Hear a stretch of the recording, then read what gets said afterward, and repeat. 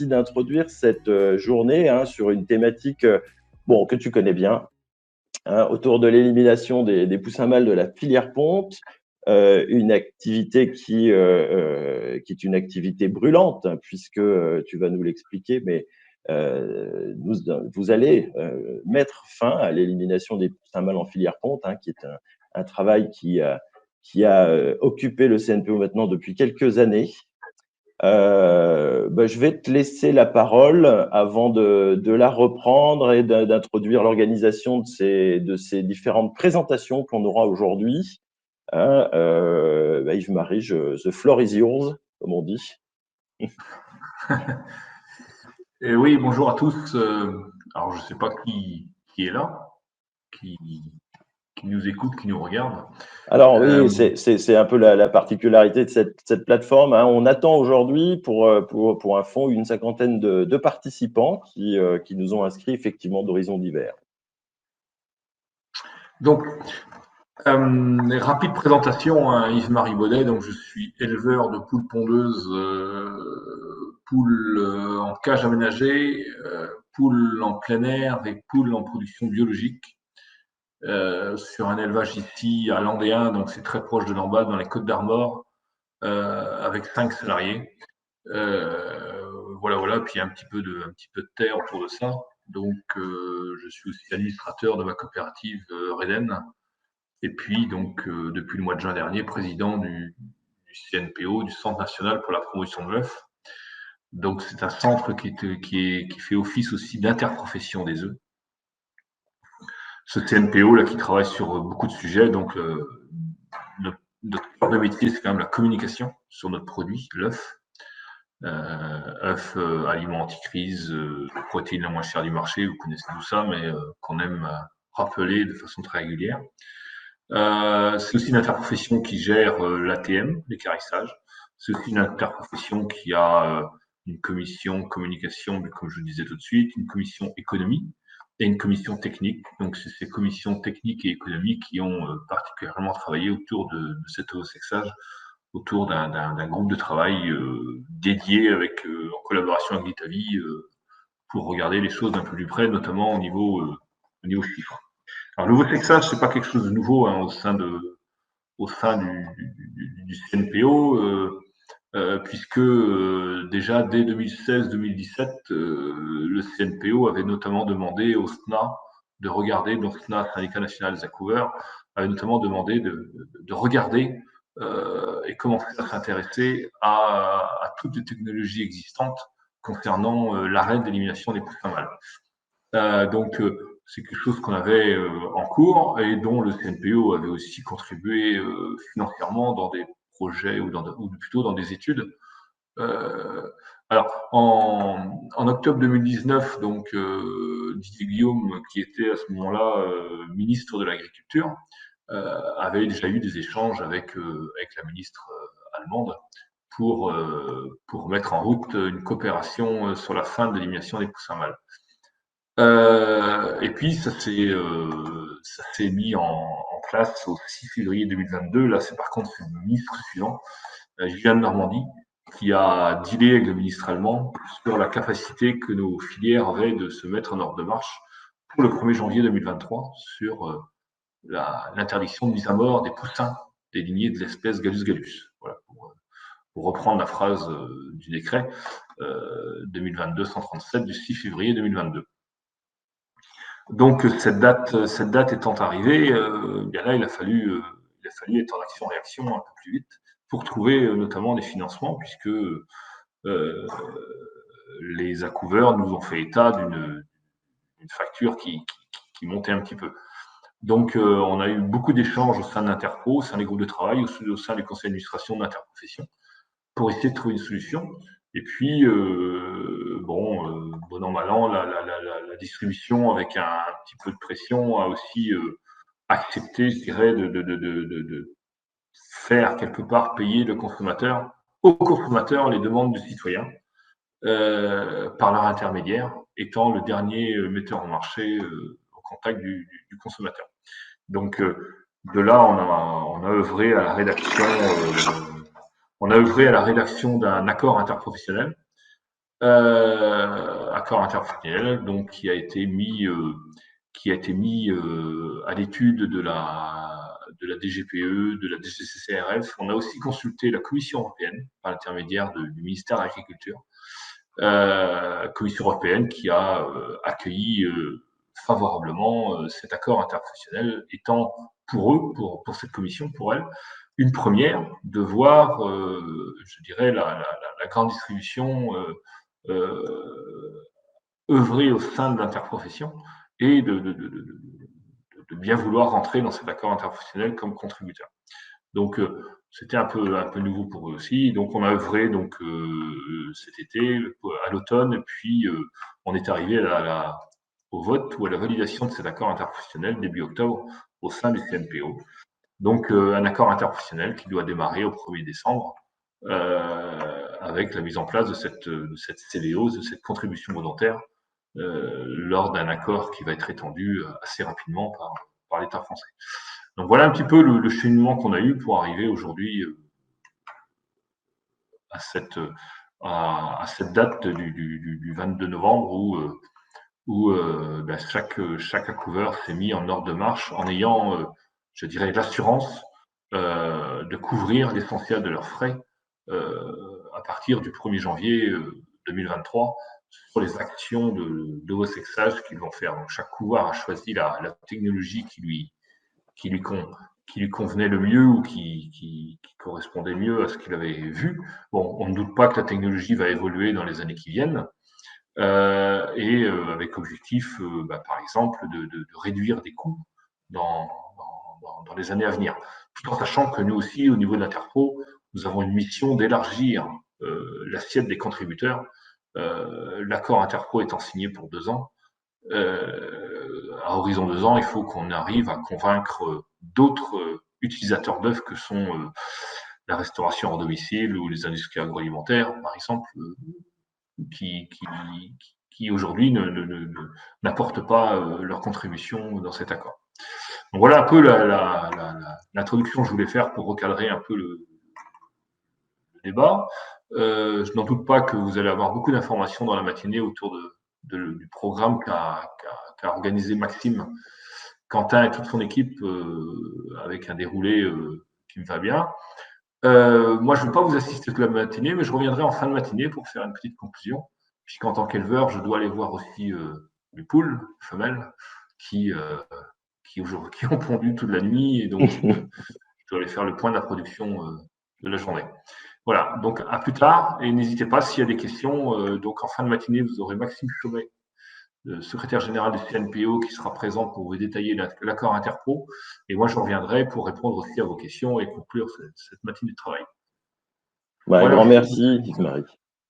Un grand merci pour cette introduction. Non, vraiment, c'est très sympa d'être présent à cette matinée. Je te remercie beaucoup. Alors effectivement, hein, comme vous avez sans doute déjà quelques informations, mais c'est vrai que le choix de l'arrêt de l'élimination des poussins mâles s'est porté assez rapidement sur des outils d'ovosexage. Pourquoi? C'est vrai que ce sont des méthodes qui sont effectivement assez nouvelles. Ce sont des méthodes qui se sont développées assez récemment. Hein. On parle souvent que nous avons affaire à des prototypes que l'on est en train de mettre en place sur le terrain, des prototypes qui ont été développés depuis maintenant quelques années par des fabricants. Et c'est vrai que très rapidement, hein, dans l'année dernière, dans cette année, pardon, le décret, hein, comme l'a rappelé Yves-Marie, a imposé aux couvoirs français le choix d'un équipement et la mise en place de ces méthodes d'ovosexage pour pouvoir démarrer au 1er janvier 2023. Donc sur cette petite diapo, je vous rappelle les choix qui ont été faits par les différents accouveurs français. Lohmann et Highline ont fait le choix de la technologie AAT. Cette technologie AAT, j'ai déjà eu l'occasion de vous en parler au dernier webinaire. Bon, désolé pour ceux qui n'y étaient pas, mais c'est la technologie qui effectivement a permis d'engager ces travaux et qui aujourd'hui est en fonctionnement et les deux couvoirs Lohmann et Highline sont aujourd'hui prêts à démarrer. Plus récemment, une nouvelle technologie dont on va entendre parler juste en suivant est la technologie Orbem, une machine qui s'appelle Genus Focus, qui a été choisie par le couvoir Lancrier et par ISA pour démarrer son novosexage. Et enfin, Novoponte, qui a lui fait le choix d'une entreprise française qui s'appelle Nectra, qui est spécialiste de l'installation de matériel en couvoir. Je pense que c'était important de rappeler ces éléments avant de démarrer et avant de vous présenter l'ordre du jour de cette matinée. Alors Yves-Marie a très bien introduit et présenté le contexte. Nous allons démarrer par une nouvelle présentation, par la première présentation qui est celle de la technologie Orbem. Pierre Lancrier va nous présenter cette technologie. Je vais donc demander à Valérie de ne pas hésiter à le faire remonter dans les invités pour qu'il puisse démarrer sa présentation. On enchaînera ensuite avec un travail de présentation par Sophie Rogobert, qui est directrice de recherche à INRAE, qui va nous parler des défis de l'ovosexage précoce. Vous savez que c'est une question qui nous a été posée de façon très importante en début de ce projet. La question de l'ovosexage, l'âge à l'ovosexage est toujours une question de recherche, puisqu'aujourd'hui les technologies ont quelques difficultés à aller très précocement dans l'âge et le développement embryonnaire, et Sophie vous expliquera pourquoi. On fera un petit topo et un petit point sur l'élevage de frères des poules et des souches à double fin, ce qu'on appelle les souches duales. Alors, je me permettrai de le faire car dans le cadre du projet Young, on a travaillé à quelques évaluations des coûts de production engendrés par l'utilisation, soit l'élevage de frères de poules ou les souches duales, une autre alternative à l'élimination des poussins mâles qu'il faut probablement pas oublier. On fera une petite pause parce que vous aurez déjà eu pas mal d'informations après cette première partie. On reprendra à 11 heures par une présentation de Sousse Technologies qui a développé une approche permettant de modifier le sexe en cours de développement embryonnaire, et Claude Donte nous présentera cette approche. Et nous terminerons par la présentation de l'accord interprofessionnel par Maxime Chaumet pour l'arrêt de l'élimination du poussin mâle. Et comme vous l'a dit, Yves-Marie reviendra pour conclure cette matinée. Bon, j'espère que ce programme est alléchant. Je n'en doute pas en tout cas. La qualité des intervenants, je n'en doute pas non plus. Donc, je vais laisser la parole à Pierre qui va se présenter et qui va donc nous présenter la technologie Orbem. Pierre, tu m'entends bien? Oui, c'est réciproque. Et pour moi, c'est parfait. Donc, je pense que pour tout le monde, c'est parfait. N'hésitez pas à poser vos questions dans le chat. Je les poserai moi ensuite directement à Pierre pour qu'il puisse vous répondre. Pierre, the floor is yours. Thanks. Bonjour à tous, donc Pierre Lancrier. Donc je représente le couvoir Lancrier. C'est un couvoir qui fait aujourd'hui entre 4 et 5 millions de poules pondeuses par an. Et nous avons la particularité de faire une douzaine de souches pondeuses, donc des souches classiques rousses, de souches Hendrix, donc qui sont facilement reconnaissables entre les mâles et les femelles, et aussi toute une partie fermière. C'est imposé à nous les contraintes de l'ovosexage, et donc on a dû trouver une solution qui pouvait s'appliquer à l'ensemble de notre processus et pas uniquement aux poulettes rousses. Donc c'est comme ça qu'on a commencé à discuter avec la société Orbem, et nous avons accepté d'avoir un rôle d'ambassadeur pour eux. Donc c'est pour ça qu'aujourd'hui je vais faire la présentation à leur place, et aussi pour que ce soit en français et pas en allemand. Voilà.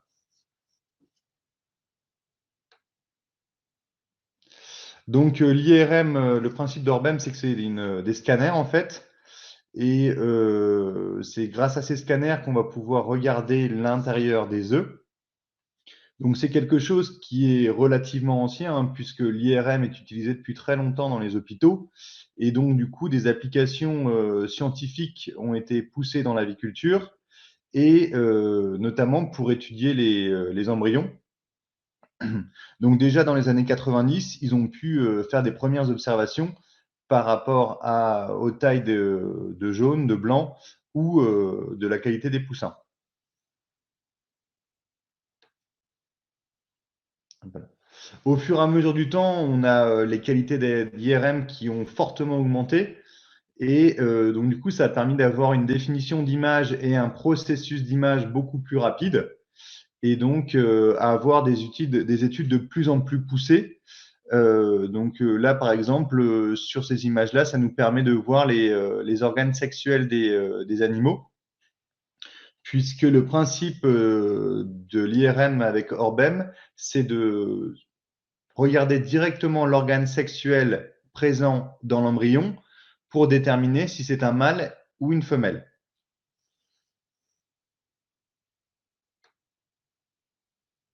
Voilà. Ça avait déjà été fait pour d'autres animaux et on arrive à représenter assez facilement et très précisément le sexe de l'animal. L'avantage, c'est que sauf problème de malformation, on ne peut pas se tromper.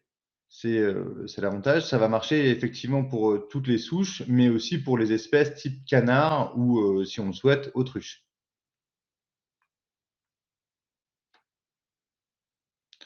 Alors, on pourrait se demander pourquoi on n'a pas pensé plus vite à faire des IRM pour scanner les œufs.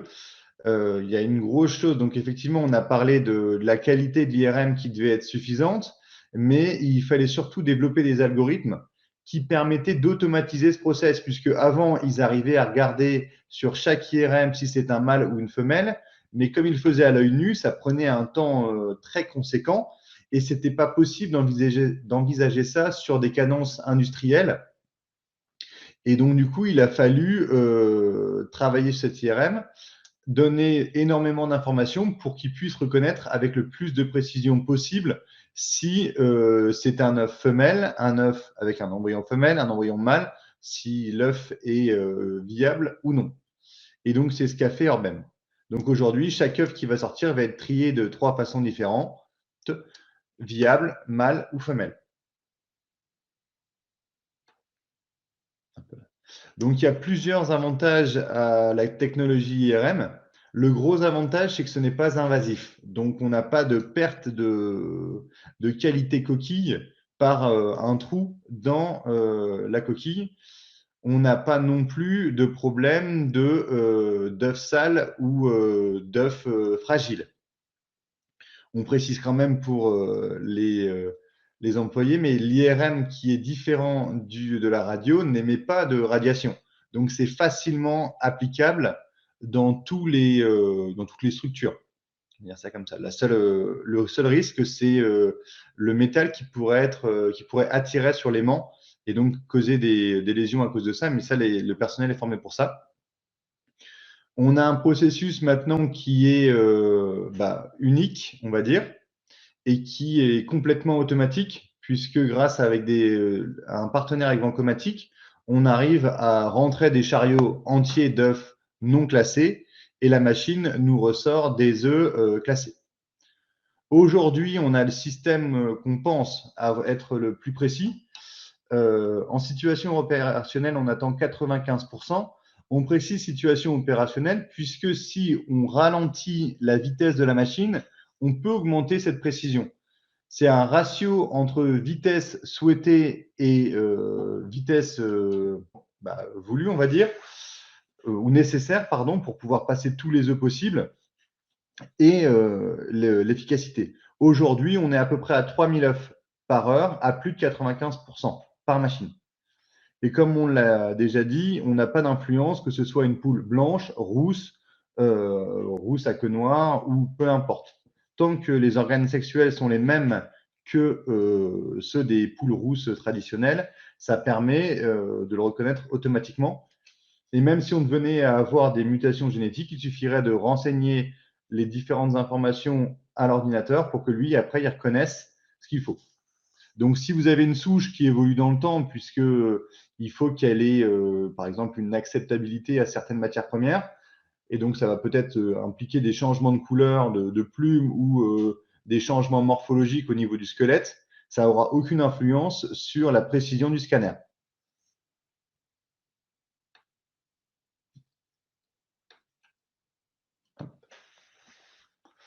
Donc aujourd'hui, le sexage Orbem est un sexage qui se fait à 12 et 13 jours. On sait déjà qu'on sera capable de le faire à 11 jours.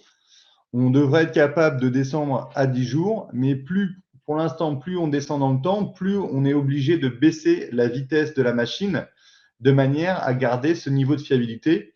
Et 3000 œufs par heure par machine, c'est ce qui a été demandé par des couvoirs de taille conséquente pour pouvoir travailler sereinement et pour pouvoir effectuer des créations de lots de manière homogène, puisque sinon, ça va être sur une fenêtre de plusieurs jours et ce serait plus possible au niveau des éclosions, notamment avec des principes de charge sanitaire.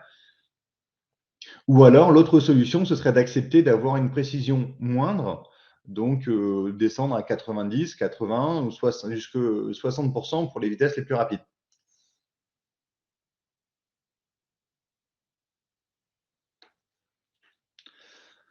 Donc, comment ça fonctionne aujourd'hui, le partenariat avec Prinzen? C'est que l'opérateur va amener un chariot dans la boîte à déstockage, on va dire d'étassage. Le robot va automatiquement enlever tous les plateaux pour les mettre sur un convoyeur. Le convoyeur va répartir dans les différents scanners les œufs. L'ordinateur va classer les œufs par les différents genres qu'on avait vus, donc mâle, femelle ou non viable. Et après, le robot va refaire complètement les plateaux pour pouvoir les ramener en incubateur. Sachant qu'on peut aussi, notamment pour l'élevage des frères des mâles, pour des souches qui ne sont pas autosexables à la couleur ou à l'aile, faire des plateaux pour les femelles d'un côté et les mâles de l'autre. Donc, le gros avantage du système, c'est qu'on peut mettre les machines en parallèle pour augmenter la vitesse de cadence. Donc, aujourd'hui, comme je vous disais, on est à 3000 œufs à l'heure, mais on peut mettre en parallèle les modules pour passer donc avec 2 machines à 6000, 3 machines à 9000, et donc là, sur l'exemple, 4 machines à 12 000 œufs par heure. Cette vitesse est amenée à augmenter puisqu'on nous annonce aujourd'hui 5000 œufs à l'heure par système pour la fin de l'année 2023. Au niveau du couvoir, c'est quelque chose qui est assez facile puisqu'il suffit juste d'amener les chariots et de les récupérer à la fin. Donc, un opérateur peut, dans ce contexte-là, opérer seul la machine. Donc, bonjour Monsieur Fourdin, je vois votre question sur la marge d'erreur qui est acceptable. Aujourd'hui, les différents, en tout cas AAT et Orbem, ont un taux de précision qui est relativement similaire, puisque AAT parle de 96% et Orbem parle de plus de 95%, donc 96 dans l'absolu. Donc aujourd'hui, c'est les techniques qui sont dites les plus fiables sur le marché, sachant que, si je ne me trompe pas, Maxime, n'hésite pas à me corriger, on peut aujourd'hui repasser sur table les poussins pour éliminer les mâles qui auraient été, qui seraient passés entre guillemets à travers les mâles du filet, sachant que nous, par l'algorithme, on va demander au système de laisser passer tous les mâles par rapport au fait, comment je peux expliquer? On va laisser passer les mâles pour être sûr de ne pas perdre de femelles. Donc, c'est-à-dire qu'aujourd'hui, on devrait avoir 2 femelles et 2 mâles qui seraient enlevés. Donc, ça, ce serait à peu près nos 4% d'erreur. Nous, on va demander 4%. Ces 4%, ça va plutôt faire 4 mâles en plus qu'on va retrier sur table de manière à être sûr de perdre aucune femelle. Donc, c'est à peu près ça aujourd'hui. Donc, j'espère que ça répond à la question. Ça écrit. Oui, j'espère que ça répond bien à la question. On va garder les questions, si tu veux, pour la fin de ton intervention, hein, pour que ça soit plus simple. D'accord. Mais effectivement, juste pour rebondir une dernière fois là-dessus, pour les couvoirs, le reproducteur fait des femelles qui coûtent un certain prix. Et aujourd'hui, il ne faut absolument pas qu'on perde des femelles. Donc, l'idée, c'est de laisser passer malgré tout quelques mâles qu'on retriera de manière à être le plus sûr possible, parce qu'il y a toujours des exceptions, hein, de ne pas perdre de femelles. Et il est lancé.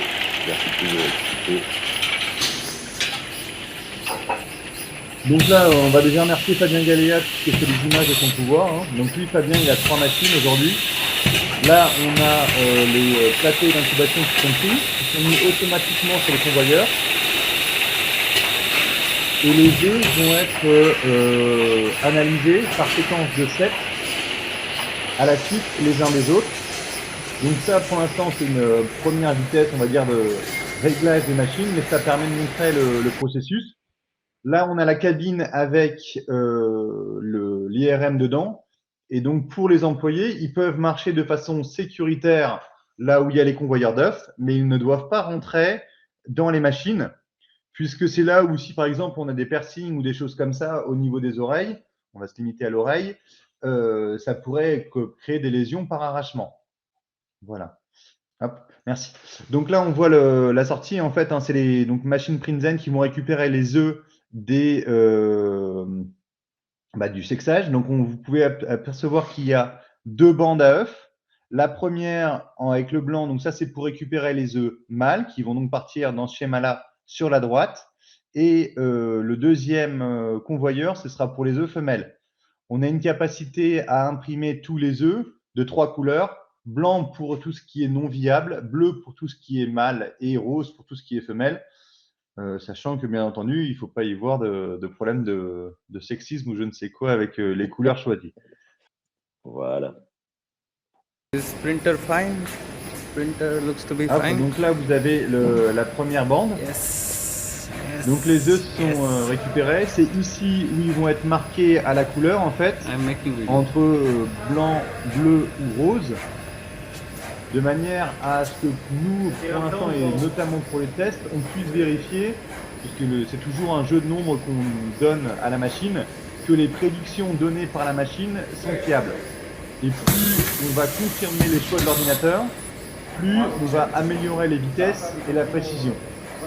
On peut estimer qu'à la fin de l'année 2023, on devrait être à 97% et on espère 98% courant 2024.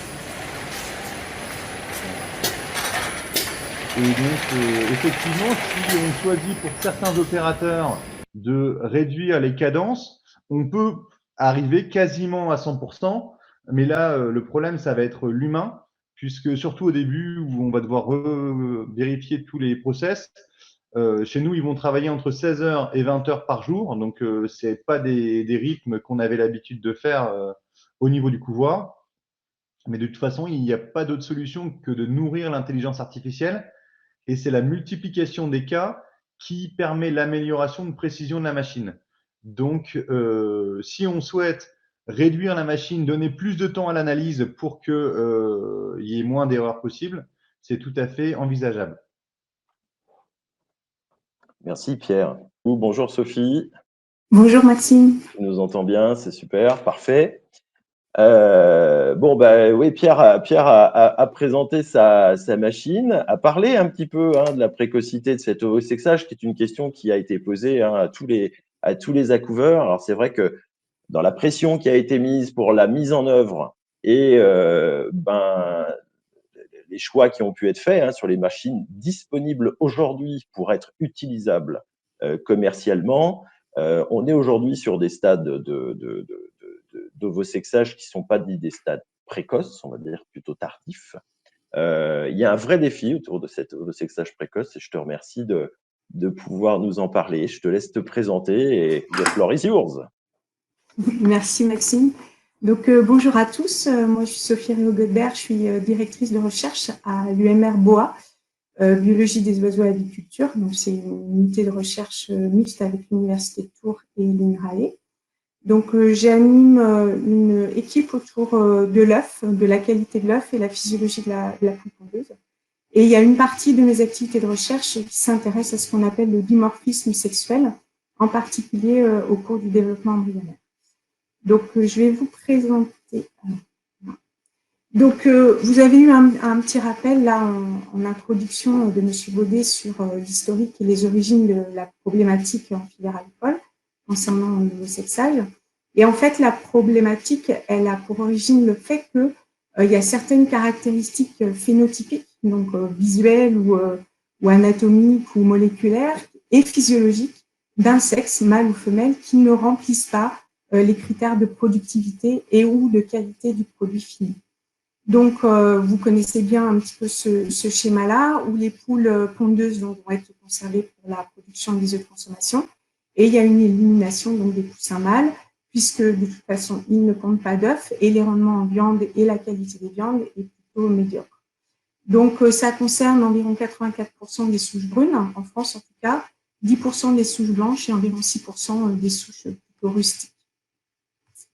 Donc, bon, on vous l'a rappelé aussi, hein, il y a 3 alternatives qui ont été proposées. L'élevage des frères de pondeuses, dont Maxime va nous parler aussi. La production, on va repenser un petit peu des croisements de génétique, donc pour produire des souches mixtes, où les femelles seraient réservées pour la production des œufs et les mâles pour la production de viande.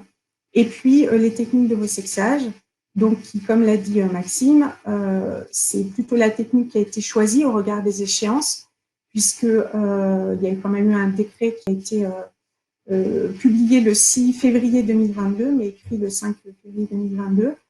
Ce choix-là, il réside sur le fait que, a priori, il n'y aurait pas de modification majeure de l'organisation de la filière œuf, puisque l'essentiel des efforts serait concentré chez les accouveurs. Et puis, il n'y a pas de nécessité de mise en œuvre de nouveaux marchés en filière volaille de chair, par exemple, pour la production ou pour la valorisation des frères de pondeuses ou des souches mixtes, par exemple. Donc, en pratique, je vais vous développer un petit peu les contraintes justement associées au développement des outils de sexage, des contraintes qui vont dépendre en fait de la physiologie du développement des différents embryons. Donc, la démarche initiale quand on veut développer une technique de vosexage, c'est d'abord d'être capable de déterminer le sexe de l'embryon, puisque quand on a un œuf, il faut savoir déjà si on est en présence d'un embryon mâle ou un embryon femelle. Alors, en général, sur les stades précoces, on utilise la PCR, et puis je vais y revenir après. Ou alors, on va regarder, dans le cas par exemple de la technique Orbem, on va regarder des différences qui sont liées à l'anatomie, et notamment au développement de l'appareil reproducteur.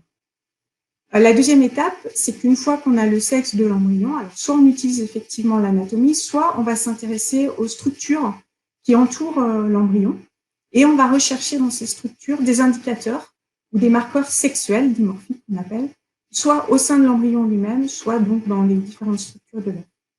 Et ensuite, une fois qu'on a un set de marqueurs ou de biomarqueurs, on va essayer de les valider sur un grand nombre d'œufs qui proviennent donc de souches de poules pondeuses génétiquement différentes, puisqu'il faut que cette technique elle soit applicable aussi bien chez des souches brunes que blanches ou des souches plutôt rustiques, moins sélectionnées, et qui présentent aussi des œufs qui présentent des caractéristiques variées de poids, de forme, de propreté, de couleur de coquille, par exemple, voire applicables chez d'autres espèces d'oiseaux, et on pense notamment aux canards, puisque dans la filière canard à foie gras, ce sont les femelles qui sont éliminées, puisque la foie est trop petit et nerveuré pour être valorisé. Alors, les enjeux pour cette approche, c'est que, comme l'a dit Maxime, il faut que ce soit une technique qui soit le plus précocement possible, et si possible avant 6 jours d'incubation, puisqu'il y a encore une controverse sur l'apparition de la douleur chez l'embryon, notamment après 6 jours d'incubation. En fonction de différents paramètres, en fait, on n'est pas encore capable, clairement, de dire si l'embryon ressent de la douleur après 6 jours d'incubation. Même s'il y a une zone grise, hein, il y a une acceptabilité, mais il y a une zone grise. Donc, dans l'idéal, il faudrait descendre avant ou à 6 jours d'incubation. Il faut que la technique elle soit non invasive, puisque si par exemple on prélève un constituant pour déterminer le sexe de l'embryon, il ne faut pas que ça ait d'impact sur le développement normal de l'embryon, ni sur sa viabilité, et ni non plus sur les animaux après éclosion. On peut avoir des animaux qui éclosent, mais qui, en termes de santé ou en termes de développement, ne vont pas survivre ou vont avoir des anormalités. Il faut que la technique elle soit rapide, précise et efficace. Il faut qu'elle soit applicable sur le terrain, sur des souches diverses, donc, là je l'ai déjà dit, et de coût acceptable à la fois pour les professionnels et le consommateur.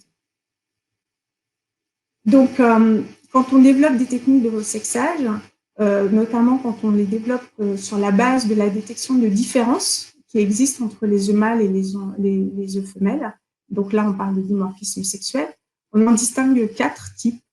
On distingue les marqueurs dits génomiques qui vont notamment s'appuyer sur des différences qu'il existe entre les chromosomes sexuels, les mâles étant ZZ et les femelles ZW, donc on parle aussi de gonosomes.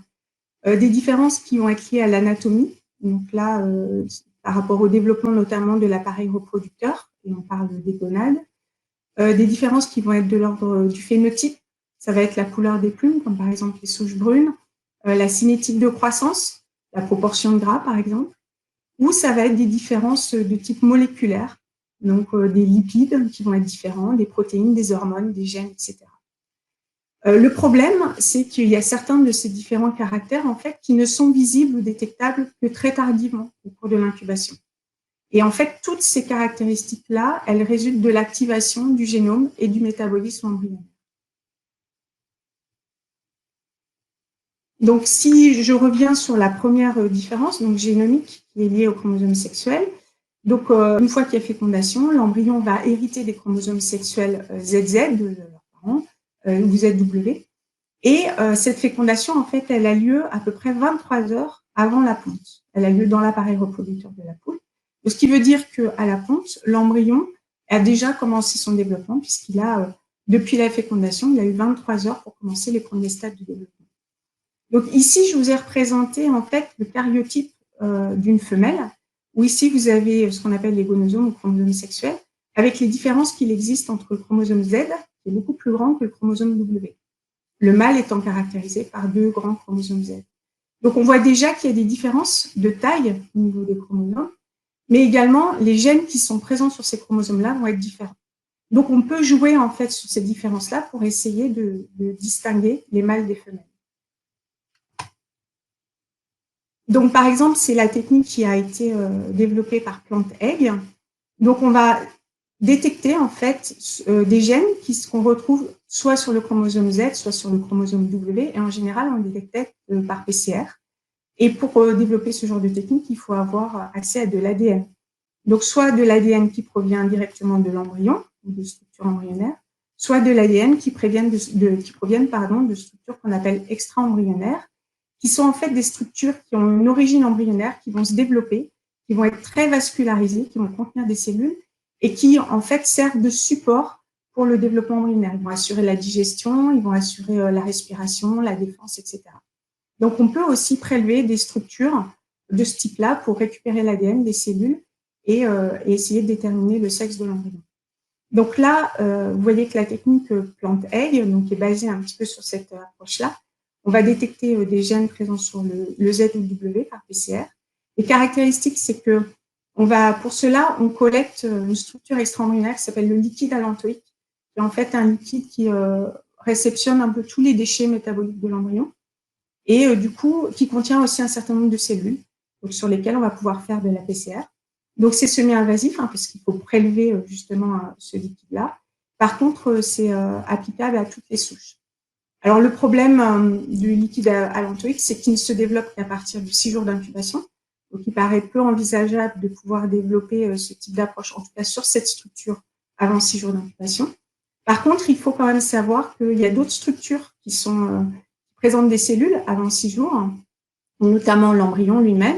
Donc là, vous avez une représentation d'un œuf avec un embryon et une structure extra-embryonnaire qu'on appelle le sac vitéin, qui est très vascularisé, qui va recouvrir complètement le jaune et qui sert un petit peu d'appareil digestif extériorisé pour l'embryon.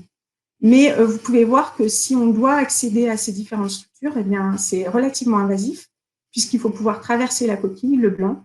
Si on prélève au niveau de l'embryon, il est clair qu'il y aura probablement des problèmes de viabilité de l'embryon. Et à partir du stade vitellin, vu que c'est un stade très précoce, il est très possible quand même qu'il y ait un impact sur la viabilité de l'embryon.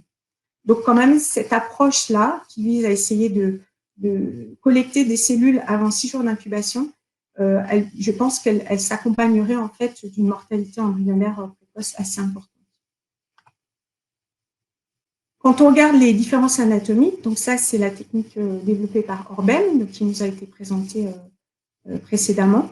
Donc la différenciation anatomique de l'appareil reproducteur, il commence à partir de 6 jours d'incubation. Ici, à 6 jours, par exemple, vous ne voyez pas forcément de différence entre les mâles et les femelles. Par contre, il y a une différenciation qui commence à s'opérer et qui est visible dès 9 jours d'incubation. Donc, la technique Orbem, donc le présentateur précédent nous a indiqué que pour l'instant, elle était applicable à 12 à 13 jours d'incubation, que possiblement, d'ici à 2 ans, on pourrait descendre à 10 jours. Théoriquement, on pourrait éventuellement arriver à ovosexer à partir de 7 jours d'incubation, mais vous voyez bien qu'au niveau des techniques, au niveau de l'acquisition des images, ça risque d'être un petit peu compliqué. Et puis, il peut y avoir aussi une grande variabilité en termes de développement entre les différents animaux, ce qui peut engendrer des faux positifs ou des faux négatifs. Donc, voilà. Donc, les caractéristiques, comme on nous l'a présenté aussi, c'est non invasif et puis c'est applicable à toutes les souches. On peut également faire de l'ovsexage en s'intéressant aux différences phénotypiques. Donc, par exemple, pour la couleur des plumes, sur les souches brunes, où on a des femelles qui ont un plumage qui est légèrement plus foncé en fait que les mâles. Donc, cette technique, on pourrait aussi l'envisager, pardon, pour les canards, hein, sur la couleur des yeux, puisqu'il y a un dimorphisme sexuel sur la couleur des yeux chez le canard, pour le gras en tout cas. Donc, c'est la technique qui a été choisie par AAT, par des approches hyperspectrales. Les caractéristiques, c'est que c'est non invasif. Par contre, la contrainte, c'est que c'est applicable uniquement aux souches brunes. Au niveau des différences moléculaires, donc en fait, soit on se dit que les embryons mâles et les embryons femelles ont des manières différentes d'assimiler les nutriments qu'ils ont dans l'œuf. Donc là, on peut avoir des profils quand on s'intéresse par exemple au jaune d'œuf. On va se dire, tiens, il y a certaines molécules qu'on retrouve plus chez les mâles ou plus chez les femelles, ou moins chez les femelles. Et donc, du coup, on pourrait se dire, peut-être que la femelle, elle a assimilé plus de lipides que le mâle, par exemple. C'est des choses qu'on envisage aussi. Ou alors, se dire que les mâles et les femelles ont de toute façon un métabolisme qui vont être différents, qui vont être régulés aussi par les hormones. Et donc, du coup, on va retrouver dans ces différentes structures des molécules spécifiques qui résultent de la sécrétion par l'embryon ou par les structures extra-embryonnaires de molécules spécifiques des mâles ou des femelles.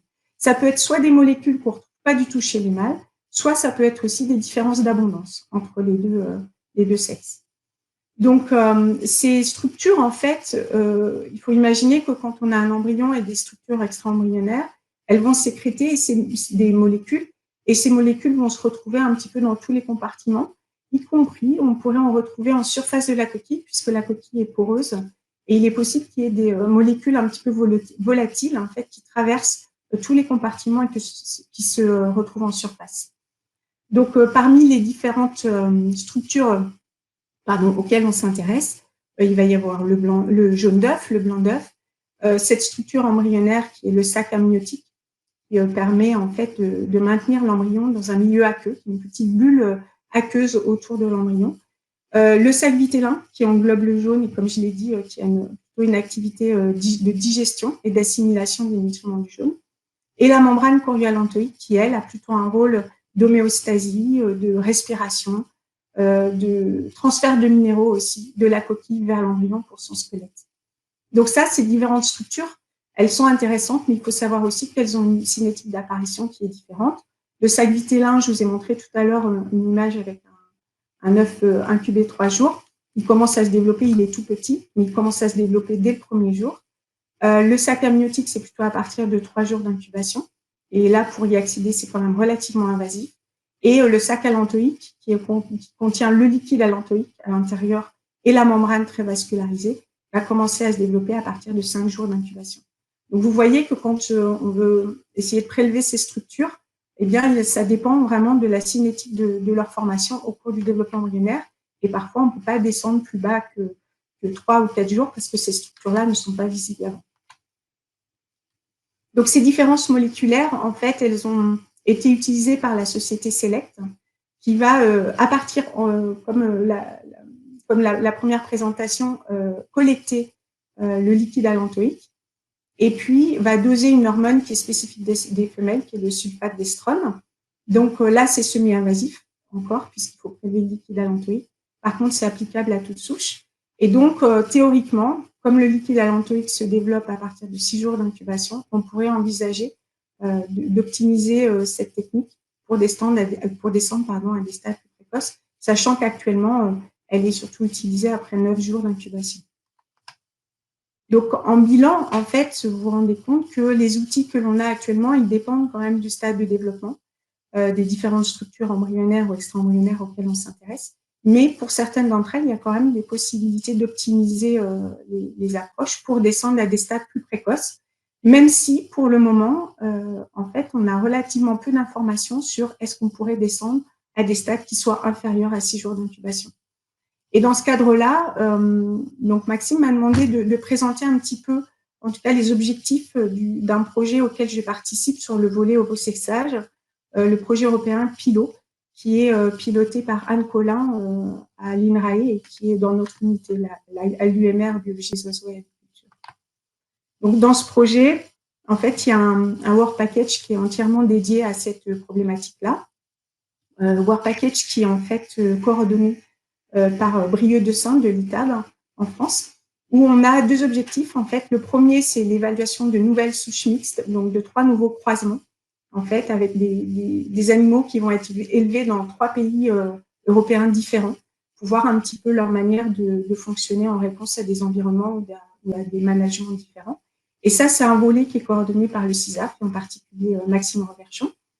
Et donc, moi, je suis plus impliquée dans l'objectif 2, qui tourne autour du développement de nouveaux outils d'ovosexage, avec 2 sous-tâches, pardon. La sous-tâche 1 que je porte, en fait, qui vise à essayer d'identifier des biomarqueurs précoces du sexe de l'embryon, pour essayer d'avoir, alors moi, c'est une méthode plutôt invasive, hein, mais l'idée, c'est d'avoir un petit peu un répertoire de tout ce qui fait la différence entre les mâles et les femelles avant 6 jours d'incubation. Et la sous-tâche 2, donc, elle est portée par un partenaire CNRS à Toulouse, et notamment Katia Grenier, et qui vise à développer une technique d'ovosexage qui utiliserait plutôt les ondes radiofréquences. Et ça, ce serait aussi une technique non invasive. Donc, pour la sous-tâche 1, donc, comme je l'ai dit, hein, elle est invasive. Au départ, je vais collecter les différentes structures de l'œuf. Je vais d'abord identifier aussi le sexe de l'embryon pour savoir si j'ai affaire à un œuf mâle ou un œuf femelle, à partir des cellules extra-embryonnaires ou embryonnaires. Ici, vous avez un petit peu l'aspect qu'un œuf, au cours du développement embryonnaire jusqu'à 6 jours d'incubation, donc que j'ai pris à la société, enfin une image que j'ai prise et j'ai empruntée à la société AAT. Et vous pouvez voir que quand même ici, alors peut-être sur vos ordinateurs, c'est pas forcément visible, mais vous avez ce qu'on appelle le blastodisque, qui correspond à un développement embryonnaire très précoce après 1 jour d'incubation, et puis jusqu'à 6 jours. Vous voyez que les structures, elles se développent quand même très lentement. Vous voyez bien aussi la vascularisation du sac vitellin. Et l'idée, donc, pour moi, c'est de collecter toutes les structures de l'œuf et d'essayer d'identifier des molécules différentes entre les mâles et les femelles, à la fois à l'échelle des gènes, des protéines, des lipides, et également des métabolites et des hormones. Et l'idée, c'est pour moi d'intégrer l'ensemble des résultats et pouvoir donner à mon partenaire CNRS une idée sur quelle est la structure qui a le plus de molécules dimorphiques possibles, et pour pouvoir leur permettre de développer des techniques qui soient focalisées sur la structure d'intérêt plutôt que d'être parasitées par l'ensemble des structures de l'œuf et perdre en signal. C'est un petit peu l'idée que j'ai. Donc le partenaire CNRS, donc lui, il a proposé en fait d'essayer de développer une technique d'ovosexage non invasive basée sur les ondes radiofréquences. Donc qui en fait l'intérêt de ces ondes, là vous avez une répartition, enfin une image du spectre électromagnétique de différentes techniques en fait. Ici, l'intérêt de l'onde radiofréquence, c'est que c'est une gamme de fréquences qui n'est pas ionisante, donc il n'y a pas de nocivité a priori pour l'embryon. Et on imagine que son coût pourrait être faible, puisque en fait, c'est les ondes qui sont utilisées pour tout ce qui est télévision, radio, etc. Donc là, où on en est, c'est que le partenaire CNRS là, a travaillé dans un premier temps sur un setup radiofréquence qui sera applicable à des structures de l'œuf séparées. Donc là, c'est une approche invasive, où donc moi, après avoir déterminé le sexe de l'embryon, je vais pouvoir leur fournir du blanc et du jaune, où ils vont pouvoir récupérer en fait un spectre radiofréquence et essayer de voir si effectivement il y a des différences entre les mâles et les femelles. Donc et après on va faire le relais avec mes découvertes sur les indicateurs pour essayer de voir si par exemple des différences de profil peuvent s'expliquer aussi par des différences de molécules que moi j'aurais pu trouver dans la sous-tâche 1. Donc cette approche radiofréquence, elle a été validée dans le cadre d'une présentation, notamment qui a fait l'objet d'une présentation à une conférence très récemment. On a pu montrer, en tout cas, travailler sur le blanc et le jaune d'œuf, pas forcément après sexage, mais juste pour voir si déjà cette approche-là nous permettait de discriminer un blanc d'un jaune.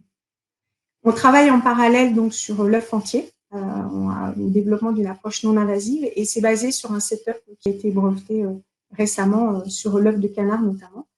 Et donc on travaille à essayer de développer ces approches-là sur l'œuf de poule.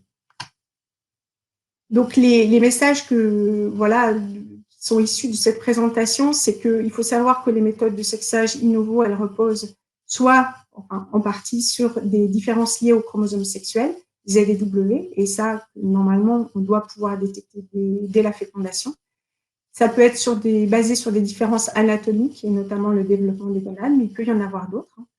Des différences phénotypiques liées à la couleur des plumes, notamment, des différences moléculaires, ou des différences métaboliques, par exemple la cinétique d'utilisation des nutriments.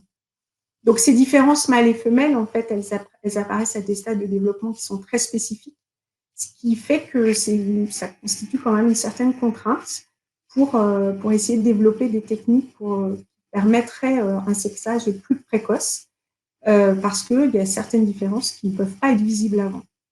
Donc avant 6 jours ou avant 3 jours. Mais on a pu voir quand même que, même pour les techniques actuellement commercialisées ou proposées, il existe un potentiel pour certaines approches pour descendre au moins jusqu'à des stades de 6 jours. Alors, je parle théoriquement, parce que effectivement, des contraintes de variabilité, il y a des contraintes de sensibilité des machines, etc. Donc, les développements, ils sont en cours pour éventuellement essayer de voir, en tout cas dans le cadre de l'approche philo, essayer de voir si on peut faire quelque chose aussi avant 6 jours d'incubation. Donc, je terminerai par une dernière diapositive. Il y a d'autres approches. Là, je vous ai présenté vraiment les techniques de resexage qui sont basées sur l'identification d'indicateurs ou de biomarqueurs dans l'œuf. Mais il y a d'autres approches, comme par exemple orienter le sexe ratio en faveur des femelles. Donc ça, c'est la technique Soulous qui va nous être présentée après, où en fait, on va jouer sur différents paramètres d'incubation, de lumière, de température, etc., qui va permettre l'expression d'un gène, qui est le gène DMRT1, qui va permettre en fait le développement uniquement des femelles. Donc ça nous sera présenté après. Et puis, il y a une autre approche qui est encore, en termes d'acceptabilité, c'est pas encore statué, en tout cas en France ou en Europe, qui concerne l'édition de gènes, où là, on va pouvoir, dès la ponte, déterminer si c'est un œuf mâle ou un œuf femelle. Donc ça a été développé déjà. Donc ça, l'avantage, c'est que c'est un sexage qui peut avoir lieu avant incubation. Mais pour l'instant, ça reste des approches qui sont de type OGM. Donc en termes d'acceptabilité, pour l'instant, ça reste compliqué. Et puis l'autre problème, c'est qu'on a une dépendance aux souches éditées. C'est-à-dire qu'il y a quand même une manipulation génétique de certaines souches pour pouvoir utiliser cette approche-là. Donc voilà, j'espère vous avoir donné un petit peu un panel en tout cas d'informations diverses sur les contraintes qui sont liées justement au développement de certains outils de resexage. Merci beaucoup.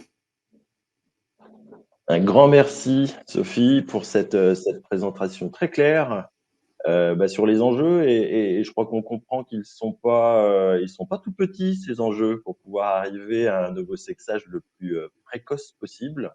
Donc, Sophie, je te remercie encore beaucoup pour cette présentation extrêmement claire et qui permet de bien reposer le débat. Alors, tu avais fait une très bonne transition avec Source Technologies. Malheureusement, je vais être contraint de m'intercaler entre les deux pour des questions de timing. Donc, on va parler ensemble maintenant. Merci encore, Sophie. D'élevage de frères de poules et de souches à double fin. Alors que dans le cadre du projet Young, qui est un projet CASDAR, en partenariat avec le SNA et la SNGTV, financé par le ministère de l'Agriculture et par le CNPO, on a travaillé évidemment à l'évaluation des méthodes de resexage. Vous en avez déjà parlé, donc on ne va pas revenir dessus. Vous avez eu déjà de très très bons exposés sur le sujet. En revanche, on n'a pas beaucoup parlé de frères de poules et de souches à double fin, qui sont une alternative à l'émission des poussins mâles de la filière œuf. Les Allemands peuvent en témoigner d'ailleurs. Donc cette alternative fait partie des alternatives de choix. L'élevage de frères de poules étant la plus évidente, puisqu'aujourd'hui on a des femelles commerciales qui nous pondent des œufs. Pourquoi ne pas élever ces frères de poules? C'est une des questions que l'on peut se poser. Et pourquoi également on pourrait être amené aussi à utiliser des souches qui combinent des performances de croissance qui permettent de répondre peut-être au marché de la viande d'une façon un peu plus efficace. C'est bien ça le problème de nos frères de poules, c'est qu'ils n'ont pas été sélectionnés pour faire de la viande. En même temps, ces souches à double feinte, ces souches duales, pourraient nous permettre d'avoir et des œufs et de la viande, un compromis entre les deux. Malheureusement, l'efficacité de nos filières étant des efficacités techniques, et on sait très bien malheureusement que les performances de reproduction sont des performances qui sont antinomiques avec les performances de croissance. Malheureusement, ce compromis n'est pas forcément très simple à trouver. Et il est néanmoins important de se poser la question, parce qu'il y a du travail. Sophie vous l'a dit juste avant. Travailler sur ces souffles à double fin reste un point important. Trouver le bon compromis est une question, et est une question qui se pose dès aujourd'hui, parce que dans plusieurs études publiées aux Pays-Bas ou en Allemagne, quand on pose la question aux citoyens, aux consommateurs, quand il est informé de la problématique de l'élimination des poussins mâles, quand tu lui proposes des solutions, l'élevage de frères de poules, comme vous le voyez chez De Haas ici, sans ce petit camembert, si l'ovosexage emporte un peu la majorité des suffrages comme une solution à l'arrêt de l'élimination des poussins mâles, l'élevage des frères de poules ou des souches à double fin sont des solutions qui semblent assez intéressantes et évidentes d'ailleurs pour certains consommateurs et citoyens. C'est la même chose en Allemagne, voire même encore un peu plus soutenu, puisque chez 30% d'un échantillon d'Allemands représentatif, Resmeyer a très bien démontré que un certain type de consommateurs, essentiellement des consommateurs de bio, parce que la filière bio en Allemagne est produite à partir de souches à double fin, ce sont des fans, c'est la seule alternative pour ces consommateurs qui est une alternative acceptable. Ça reste pour autant, et il faut bien le noter, un marché potentiel, peut-être un marché de niche, un marché qui n'existe pas en France, qui a existé d'ailleurs, puisque le coquelet a une période il y a encore quelques années était produit à partir de frères de poules, mais c'est un marché dont il faut se préoccuper et qui pourrait constituer une alternative, peut-être pas généralisée, mais une alternative intéressante pour éviter l'élimination de ces poussins mâles et être réclamés par certains marchés. Bon, évidemment, vous connaissez, je vous en ai parlé un tout petit peu, le panel de nos génétiques avicoles destinés au marché de la viande.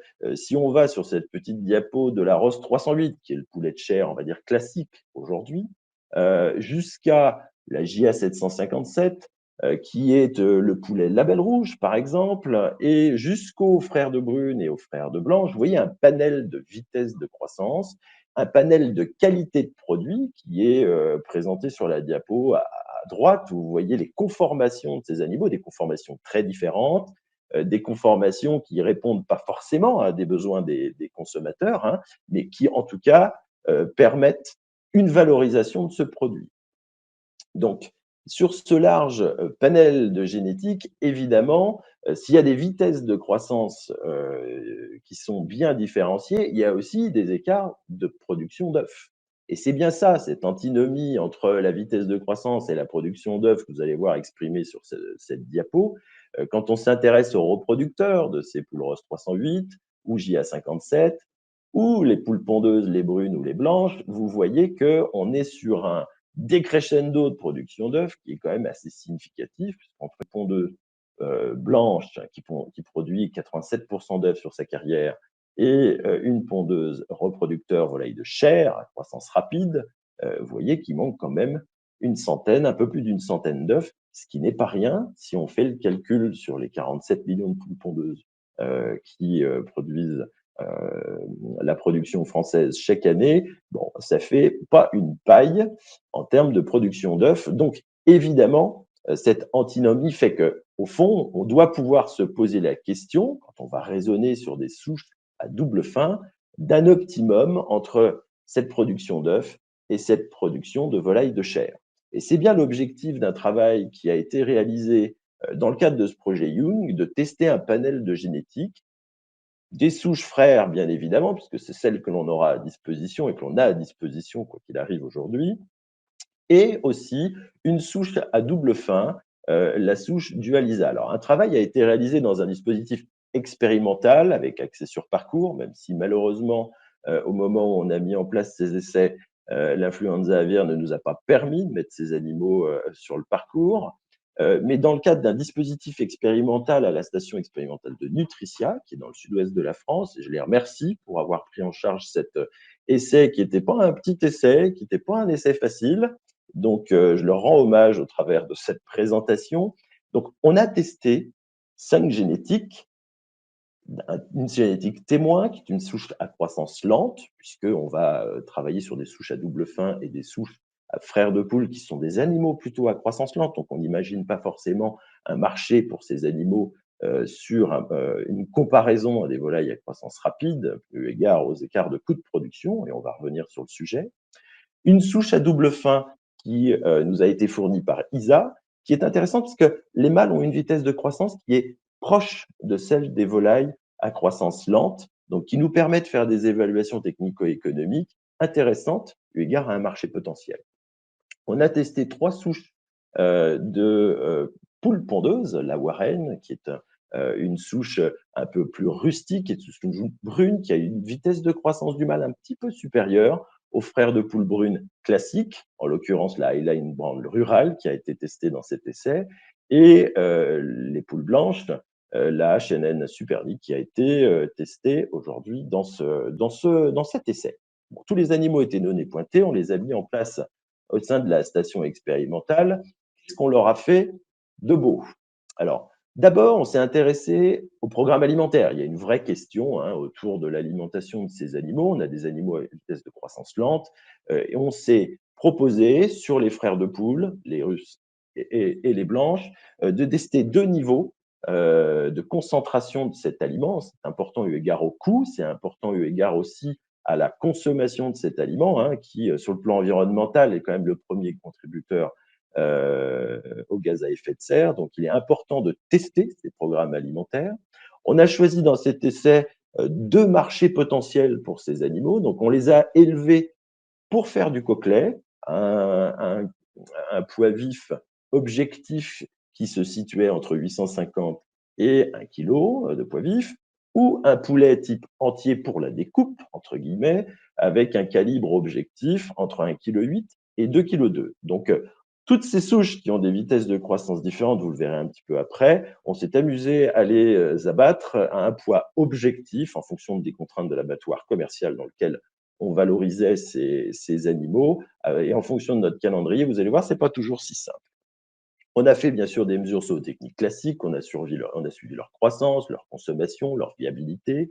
On a fait du suivi comportemental, puisqu'on sait que sur ce type de génétique, il n'est pas toujours extrêmement simple de gérer ces comportements et notamment le piquage.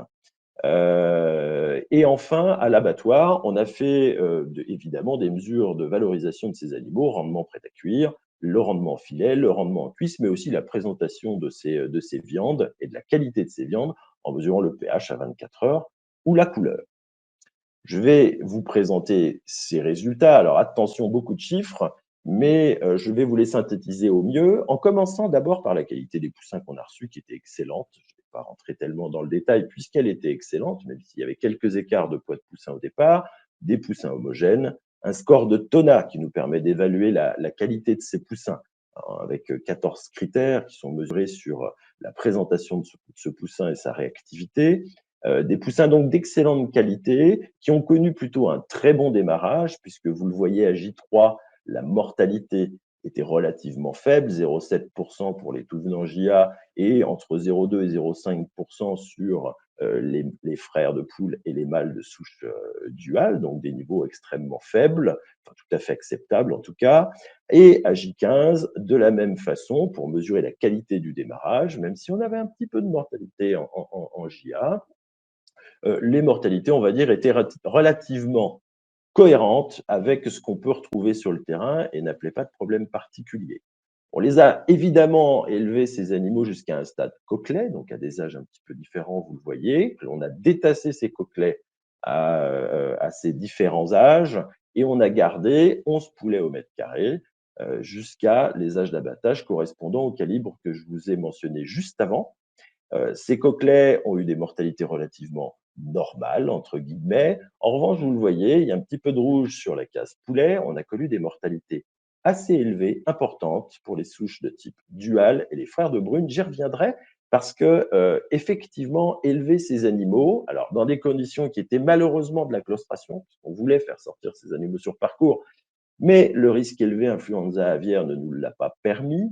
Pour autant, malgré le fait qu'elle soit dans des conditions qui sont plutôt des conditions très bonnes, hein, semi-expérimentales, avec de l'enrichissement, une densité faible, puisque c'est au stade poulet que les problématiques sont apparues, un contrôle des températures, de l'intensité lumineuse, on n'a malheureusement pas réussi à gérer de façon optimale le piquage et les comportements sur ces souches quand on a commencé à atteindre finalement la préadolescence. Toujours un moment compliqué, l'adolescence. Hein. Il n'y a pas que chez nous que c'est compliqué, c'est aussi compliqué chez les volailles. Cette préadolescence a amené des déviances comportementales qui ont amené du piquage. C'est très clairement présenté ici, ces mortalités, ces courbes de mortalité qui, vous le voyez, jusqu'au détassage des Jugia et dual ne posent absolument aucun problème. Au détassage des Warren et des Brunes, donc les abattages coquelets, ne posent pas tellement de problèmes. Et vous voyez, à partir de 60 jours de croissance, on commence à voir une augmentation de la mortalité, ici sur les duals, et de façon extrêmement impressionnante sur ces souches brunes, des déviances comportementales, du piquage, qu'il a été extrêmement compliqué, malgré tous les efforts des collaborateurs qui étaient sur place, de contrôler. Donc c'est déjà un premier élément, malgré tout, de se dire que choisir une valorisation de ce type de produit au stade du poulet, c'est-à-dire vers 2 kilos de carcasse, va être un véritable challenge avec des risques et des risques pour le bien-être de ces animaux, en tout cas dans nos conditions. Évidemment, on doit pouvoir le gérer dans des conditions d'élevage. Il a été extrêmement compliqué, malgré tout, dans nos conditions, de le faire. Passons sur ces mortalités et regardons un petit peu les performances. Alors encore une fois, beaucoup de chiffres. Je vais essayer de vous les synthétiser d'une façon la plus simple possible. On va regarder les GMQ globales, c'est-à-dire les vitesses de croissance de ces différentes souches, du GIA jusqu'aux frères de poule blanche. Et vous voyez qu'au stade coquelet, c'est-à-dire des animaux que l'on a tenté d'abattre entre 850 et 1 kilo, un petit peu plus pour les frères de poule blanche, qui se sont développés plus vite que prévu. Et c'est ce qu'on voit d'ailleurs ici sur ces GMQ, puisque vous voyez le GMQ moyen d'un coquelet issu d'une génétique chère, qui est la génétique qui sert à faire des poulets labels. Vous voyez 23,5 grammes par jour. La duale était un tout petit peu en dessous, à 21,8. Et vous voyez bien se différencier les souches pontes qui ont des vitesses de croissance très significativement plus faibles, la Warren étant intermédiaire, la brune à 16,2 grammes, et la blanche qui n'est pas si loin que ça de la brune, alors que son potentiel de croissance est plus faible. On remarque également des consommations et des indices de consommation, ça c'est un élément important, parce qu'évidemment c'est 70% du coût de production de ces animaux, donc cet indice de consommation qui va passer de 2 kg pour faire 1 kg de coquelet, jusqu'à près de 3,2 kg pour faire ce même kilo de frères de poule blanche. Donc vraiment une dépense alimentaire et un coût environnemental, parce que c'est ça que ça veut dire derrière, extrêmement différent entre ces deux types génétiques.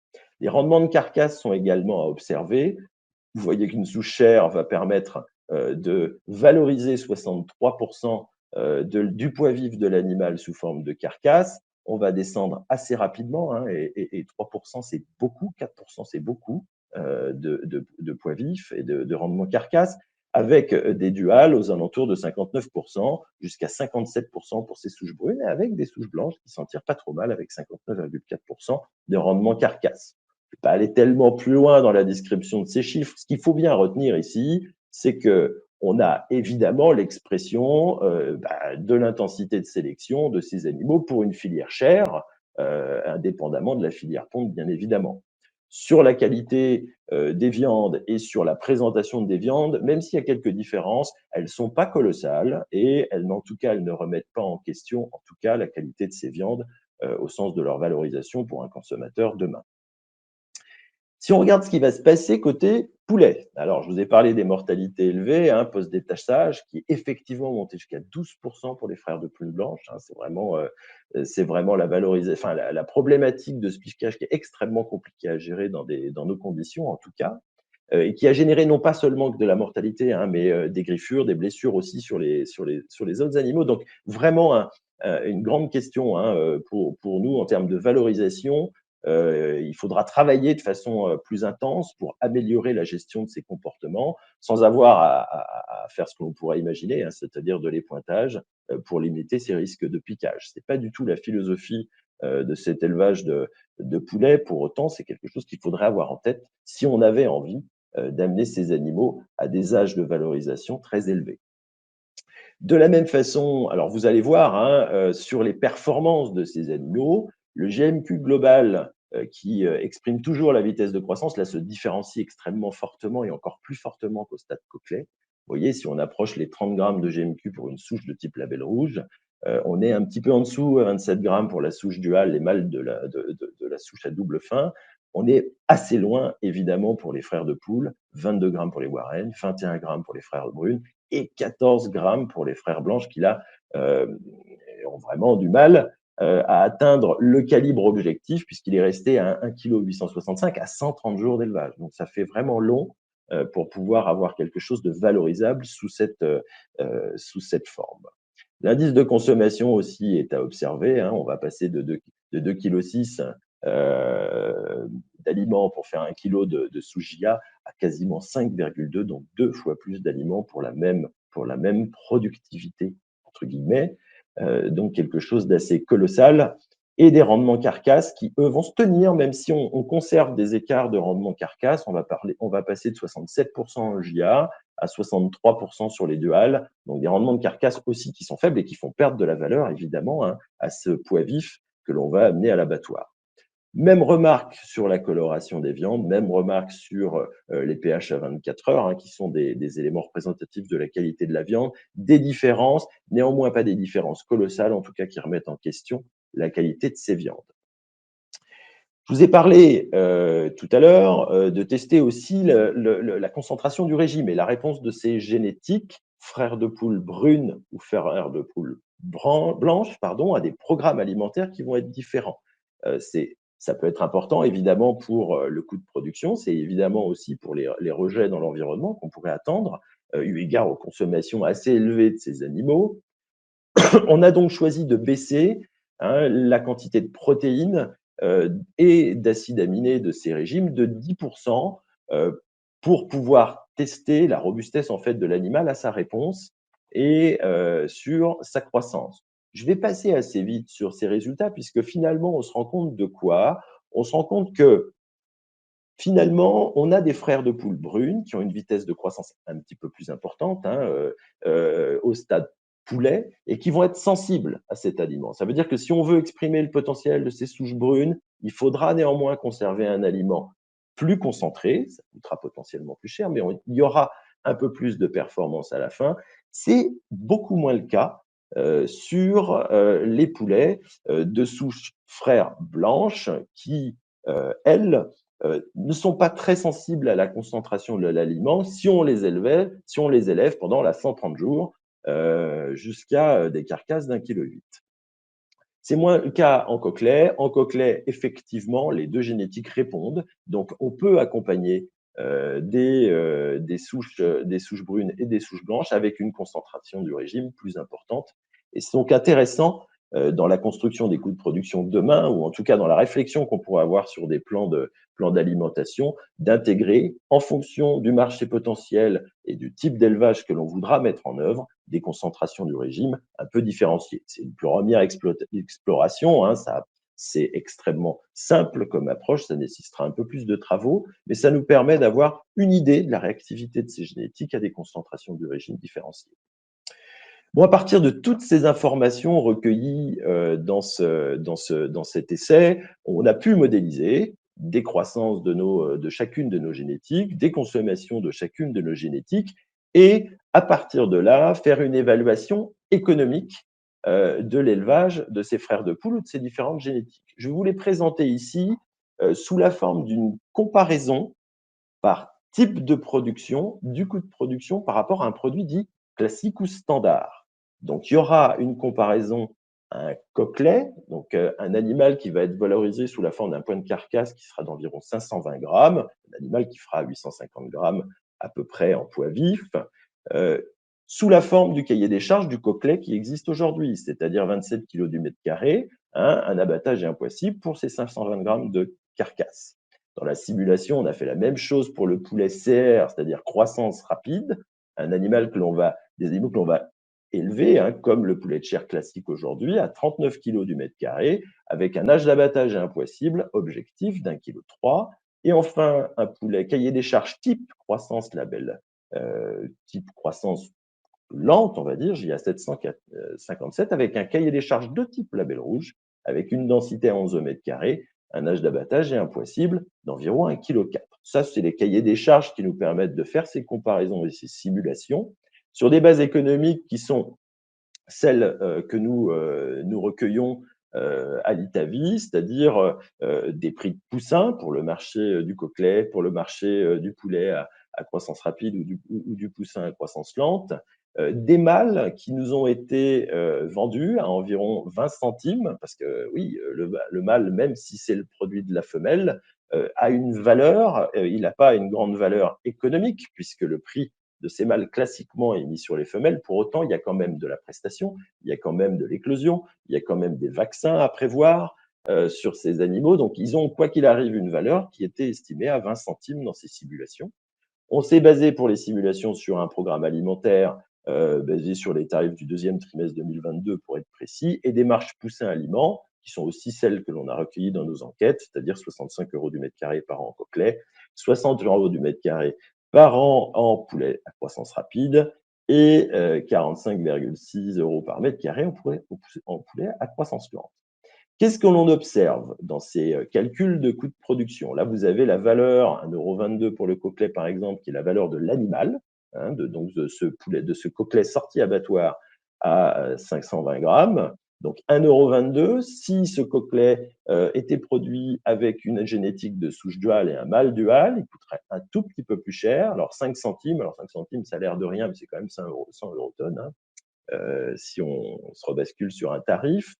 37 centimes pour la Warren, 43 centimes avec la brune et 53 centimes pour les blanches. Donc, des écarts de tarifs qui sont significatifs, mais significativement moins importants que ceux qu'on va retrouver dans le cadre d'un coût de production d'un poulet à croissance rapide ou d'un croissance lente. Puisque vous voyez, les duals vont être 1,04 € plus cher, ou 20 centimes plus cher dans le cas de la croissance lente, et on va dépasser les 2 € pour le poulet à croissance rapide. Donc, on comprend tout de suite que ça ne va pas tout à fait être une solution, en tout cas économique, et que même sur la partie croissance lente, ces génétiques poules, Warren, brune et blanche, on n'a même pas réussi à atteindre le poids vif en blanche, donc on ne l'a pas présenté ici en termes de coût de production, mais ça reste quand même extrêmement élevé. Il y a peut-être la duale qui s'en sort dans tout ça. Pourquoi? Parce que cette souche duale, effectivement, est sensiblement moins chère que les autres à produire. Pour autant, on ne parle que des mâles. Et il ne faut pas oublier effectivement qu'il faudrait rajouter à ce tarif le coût que va représenter une perte de productivité de la femelle qui, on le sait, va pondre moins d'œufs. Alors, c'est ce que je vous ai représenté ici dans cette présentation. Quand on compare une poule brune avec une référence de 308 œufs par poule départ et une duale qui a dans ses références 270 œufs par poule départ, des consommations un petit peu différentes, on se rend tout de suite compte qu'en simulant l'écart de prix et de coût de production de cette poule, on est sur quelque chose d'assez significatif parce que très vite, dégrader la productivité d'une poule va coûter extrêmement cher. Ce n'est pas quelque chose qu'on apprend, on avait eu l'occasion dans différentes publications de le constater et dans un travail qui a été produit par l'ITAVI il y a maintenant quelques années, on sait très bien que c'est l'œuf qui fait le coup et que, évidemment, quand on dérape sur le coût de production de cette souche duale, eh ben, ça va coûter 1,60 € de la poule qui, si on le remet dans le coût de production, effectivement nous rend, et si on raisonne, encore une fois, essentiellement sur ce coût de production, on est sur une duale qui n'est effectivement absolument plus compétitive. Et si on doit garder et conserver quelque chose, au fond, ce qui serait le plus économique en termes de marché potentiel, ce sont bien ces frères de poule, Warren, Brune et Blanche, qui ont des coûts de production effectivement sensiblement plus élevés que des Cochleys classiques, mais qui restent néanmoins peut-être accessibles si un marché est amené à se différencier. Et c'est tout à fait important, parce que dans mes simulations, et je le dis très clairement, dans nos simulations, nous nous sommes basés sur des cahiers des charges dits classiques d'élevage de ces frères de poule.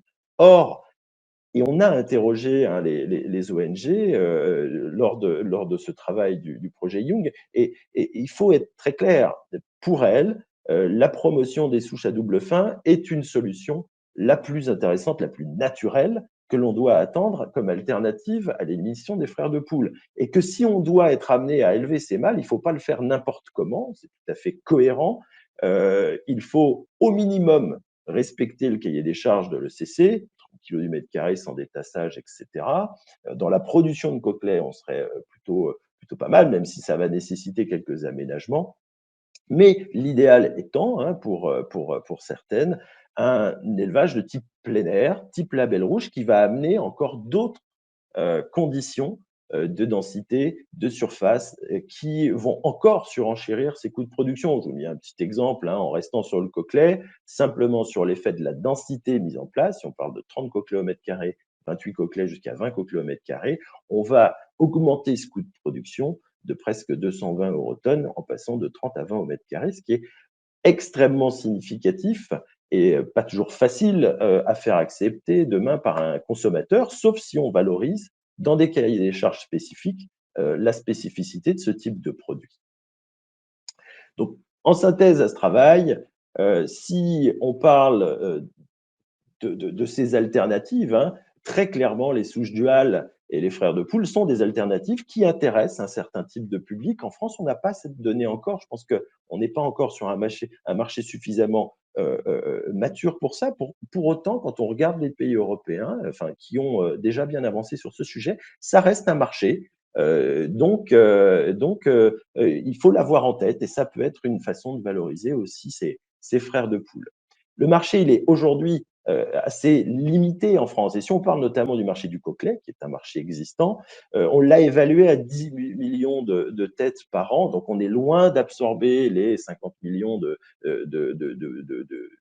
poussins qui sortent de nos couvoirs chaque année. Pour autant, ça reste une possibilité, en tout cas en termes d'alternatives. Si économiquement, si techniquement, si le consommateur aussi, quand même, qui n'achète pas tout à fait le même produit entre un Cochley actuel et un Cochley issu de frères de poule, est prêt à l'accepter. Donc, c'est bien la contrainte aujourd'hui qui est celle que l'on a présentée, qui est économique en premier lieu, qui est effectivement majeure. Il y en a une seconde qu'on n'a pas encore évaluée, mais je vous inviterai au prochain webinaire à constater ces évaluations, elles sont en cours. C'est la question de l'impact environnemental. On est aujourd'hui extrêmement challengé. Vous savez que l'Europe a décidé d'être un continent neutre en carbone à horizon 2050. On est très impacté sur nos émissions de gaz à effet de serre. Je vous rassure, la volaille est plutôt un animal exemplaire en comparaison d'autres viandes. Pour autant, on est très attentif à notre impact environnemental et il est très clair et certain, et c'est aussi une des raisons pour laquelle l'ovosexage a été mis en avant, que cet impact environnemental de l'élevage des frères de poule n'est pas une plus-value vis-à-vis de nos gaz à effet de serre. Voilà ce que j'avais à vous raconter. Je vous remercie de votre attention. Merci en tout cas de nous avoir sollicité pour qu'on vous présente justement la mise en œuvre de cet accord interprofessionnel dont beaucoup ont entendu parler Je vais juste refaire un petit point de contexte, même si vous l'avez peut-être un petit peu tous, mais j'ai vu qu'il y avait encore des questions dans le chat sur les contours du décret. Donc, peut-être faire un petit point de rappel sur les obligations réglementaires. Donc, le décret du début de cette année, du 5 février, qui interdit justement la mise à mort des poussins de lignée de l'espèce Gallus gallus destinés à la production d'œufs de consommation qui sont issus des couvoirs. Ne sont pas concernés par ce décret plusieurs cas spécifiques. Les poussins destinés à la reproduction, les poussins utilisés à des fins scientifiques, notamment pour l'industrie pharmaceutique ou de diagnostic vétérinaire, les poussins utilisés dans le cadre d'expériences techniques ou scientifiques, les poussins utilisés pour l'alimentation animale. Donc un arrêté pourra préciser les méthodes de mise à mort autorisées et les souches concernées. Je crois que la DGL est en train de travailler à ce sujet, donc il devrait paraître prochainement, je pense. Les poussins qui font l'objet d'un dépeuplement, notamment quand il y a une lutte contre une maladie réglementée. Les poussins et embryons refusés dans les couvoirs. Les poussins qui sont blessés ou atteints d'une maladie qui entraîne des douleurs ou souffrances intenses lorsqu'il n'existe pas d'autres possibilités pratiques d'atténuer ces douleurs ou ces souffrances. Et enfin, les poussins accidentellement non détectés par les moyens mis en œuvre. Donc là, j'ai repris la liste textuellement du décret du 5 février 2022. Les couvoirs, eux, doivent justifier du respect de cette mise en œuvre avec les techniques disponibles, que ce soit l'élevage des mâles ou détermination du sexe de l'embryon. Et dans ce cas-là, il faut que le sexe de l'embryon soit déterminé au plus tard le 15e jour d'incubation. Les couvoirs disposent jusqu'au 31 décembre 2022 pour mettre en œuvre l'interdiction prévue. Et ils ont dû justifier de plusieurs choses auprès du préfet de leur département. D'une part, au 1er mars 2022, de la commande du matériel ou de l'engagement des démarches qui permettraient la mise en œuvre de cette interdiction, dans le cas où les couvoirs ne mettraient pas en place de machines pour réaliser le sexage in ovo. Et le 1er juin 2022, ils ont dû justifier de l'engagement des travaux ou, à défaut, de la finalisation des démarches engagées. Les matériels qui sont mis en place ne peuvent être considérés comme techniquement obsolètes pendant une période de 5 ans. Ça, c'est également précisé de cette façon-là dans le décret. Et enfin, des sanctions sont prévues en cas de non-respect de cette obligation. Et donc, ce sont des contraventions de 5e classe si des couvoirs mettent à mort des poussins en méconnaissance des dispositions que j'ai édictées juste avant. Donc, dans ce cadre-là, avec cette obligation, on le sait tous, il y a des coûts induits pour la filière. C'est une grosse évolution. Et donc, nous avons réfléchi à plusieurs moyens pour prendre en charge ces coûts, ou une partie d'entre eux. Et nous nous sommes orientés finalement vers la mise en place d'un accord interprofessionnel. Donc, il a fallu dans un premier temps estimer les coûts. Donc, le CNPO a mandaté l'ITAVI pour estimer justement les coûts de l'interdiction de l'élimination des poussins mâles. Et donc, sur la base des éléments que l'ITAVI avait en sa possession, notamment sur les obligations imposées par le décret et le coût des techniques d'ovosexage, l'ITAVI a estimé à 45,3 millions d'euros par an l'arrêt de l'élimination des poussins mâles. Ce coût global tient compte de la méthode d'ovosexage la moins chère, donc c'est celle-ci qui a été prise comme référence, et comprend les coûts de prestation, mais également les conséquences de la mise en place des technologies dans les couvoirs, à savoir les moindres performances, les tris éventuels liés à la qualité des œufs à couver, puisque les machines vont avoir des performances un petit peu différentes en fonction de la qualité des œufs, tiendra compte de la main-d'œuvre, de la maintenance et de différents autres coûts. Donc, sur cette base-là, depuis le début de l'année 2022, on a travaillé. Alors, on a été accompagné par un cabinet d'avocats sur le sujet pour juridiquement, justement, être bien en règle. On a travaillé sur un projet d'accord interprofessionnel pour prendre en charge une partie des coûts engendrés. Donc, on a eu plusieurs étapes au cours de l'année. Donc, le début de l'année au cours duquel on a rédigé l'accord. Ce projet qui a été adressé à la DGPE et la DGCCRF. Avant le printemps. Des échanges se sont tenus avec la DGPE et la DGCCRF et ensuite on leur a renvoyé le projet d'accord pour avis, parce que lors des échanges qu'on a vus au préalable, ils nous avaient proposé des formulations différentes dont on avait tenu compte. Et au cours de l'été, la DGPE et la DGCCRF nous ont répondu que le projet d'accord ne soulevait pas d'opposition de leur part. En parallèle, il avait été convenu cela également avec le ministre de l'Agriculture, qu'on engage une version, une démarche au niveau européen aussi pour avoir un petit peu l'avis de la Commission européenne sur ce projet d'accord. Donc, une réunion s'est tenue au cours de l'été avec la Commission européenne. On leur avait envoyé au préalable le projet d'accord et puis une note blanche aussi pour expliquer un petit peu l'objectif de cet accord. Et la Commission européenne a accueilli favorablement cette présentation et cet accord. Et elle a également précisé que le CNPO n'avait pas besoin de l'accord de la Commission pour mettre en place justement cet accord interprofessionnel et qu'on pouvait déjà avancer de cette façon-là. Donc ça, c'était au cours de l'été. Et donc, dès la rentrée, on a finalisé justement l'accord, les différents mécanismes à mettre en œuvre, et le conseil d'administration du CNPO a validé la mise en place d'un financement spécifique à l'unanimité des collèges qui composent l'interprofession le 14 octobre dernier. Donc cet accord, pour entrer un petit peu plus entre guillemets dans la mécanique, s'appliquera aux œufs issus des poules qui sont visés dans le décret 2022-137 que j'ai présenté en début de présentation justement. Et donc les œufs de consommation qui seront importés ou exportés ne seront pas soumis aux dispositions de cet accord. Le principe général et global, c'est que le CNPO percevra une cotisation sur la vente par les distributeurs d'œufs de consommation pondus et vendus sur le territoire français, et que le produit de ces cotisations sera destiné à compenser auprès des accouveurs une partie du surcoût engendré par la mise en œuvre des différentes méthodes alternatives à l'élimination des poussins mâles. Et là encore, nous nous sommes basés sur le coût de la technique la moins onéreuse. L'appel de la cotisation, alors le montant qui sera facturé sera de 59 centimes d'euros les 100 œufs, et lui donc correspond au coût total estimé des opérations de sexage in ovo, en prenant en compte la méthode la moins onéreuse, comme précisé auparavant, divisé par le nombre d'œufs de consommation vendus sur le territoire français.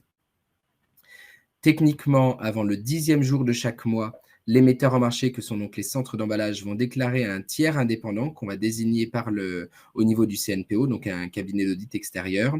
Avant le 10 de chaque mois, les centres d'emballage vont déclarer à ce tiers le nombre d'œufs de consommation qu'ils ont vendus aux distributeurs redevables pendant le mois précédent. Et sur cette base-là, le CNPO va envoyer chaque mois aux metteurs en marché, donc aux centres d'emballage, un appel de cotisation. Le produit de ces cotisations va être reversé par les centres d'emballage, donc d'abord au CNPO, et le CNPO va le reverser aux accouveurs en vue de compenser une partie des surcoûts engendrés. Une partie, puisque nous nous sommes basés effectivement sur la méthode la moins chère, et il s'agira d'un même montant pour tous les couvoirs afin d'avoir une équité de traitement entre guillemets entre les couvoirs. Donc pour avoir également une bonne vision des coûts à l'amont, les accouveurs vont déclarer au tiers indépendant, toujours le même, avant le 10 de chaque mois, le nombre total de poussins de souches qui seront non exclus par le décret et qui ont fait l'objet de sexage in ovo ou dont les mâles ont été élevés. Aujourd'hui, ils déclarent déjà toutes les sorties de poussins d'un jour dans l'outil BD avicole qui est à notre disposition, et donc le tiers indépendant pourra également avoir accès à des requêtes dans cet outil pour contrôler justement que les sorties sont bien cohérentes. Et tous les mois également, les couvoirs déclareront le coût au tiers indépendant pour chacune des opérations de sexage et le coût total de l'ensemble des opérations de sexage in ovo, incluant les coûts induits. Donc les coûts techniquement de sexage et puis les coûts globaux. Et donc sur cette base de calcul, le tiers indépendant précisera au CNPO combien il devra reverser à chaque accouveur, et le CNPO versera justement avant le 30 de chaque mois une compensation forfaitaire d'1,11 € par poussin ovosexé ou par frère de poule élevé, puisque si le couvoir ou l'OP fait le choix d'élever les mâles plutôt que d'avoir de l'ovosexage, là également on aura une indemnité pour ces cas-là. Et on a prévu une évaluation quand même des alternatives à l'élimination des poussins mâles, de leur coût réel à deux moments, en juillet 2023 et en janvier 2024. Je te remercie beaucoup, Maxime, d'avoir présenté et d'avoir repris au pied levé nos difficultés techniques.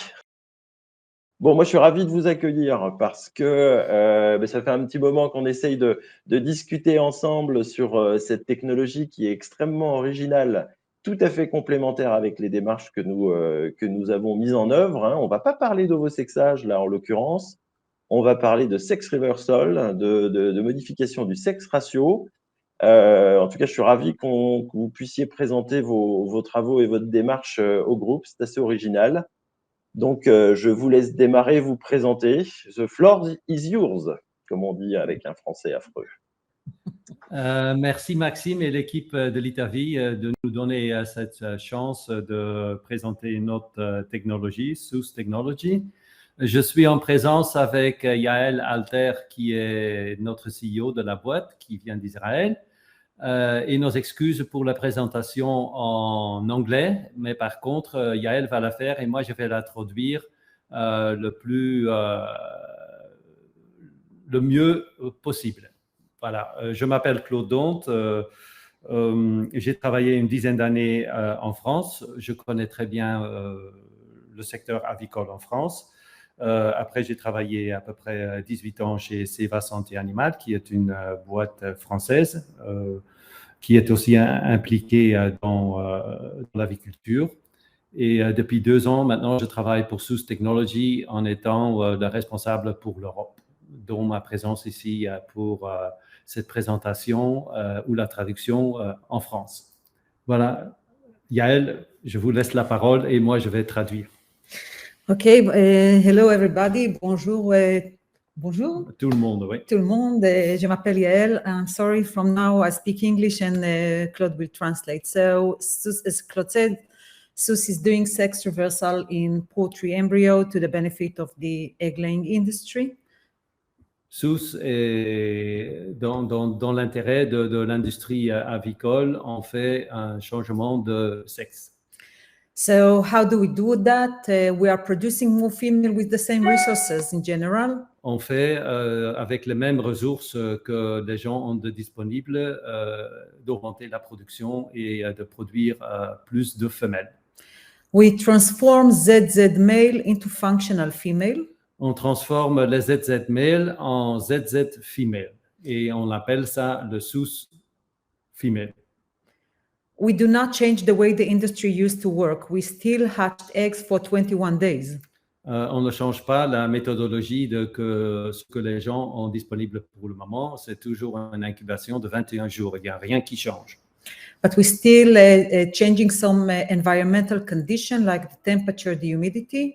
La seule chose qu'on fait, on fait quelques changements de l'environnement, entre autres la température et l'humidité. Et surtout, on additionne the sound vibrations, c'est la vibration du son. So I guess you all know that sex reversal is happening in nature. Ça se passe déjà, et comme vous le savez, déjà dans la nature. Like in fish, reptiles and other species. Dans les poissons, les reptiles et les amphibies. It can happen, of course, in birds as well. But in more rare.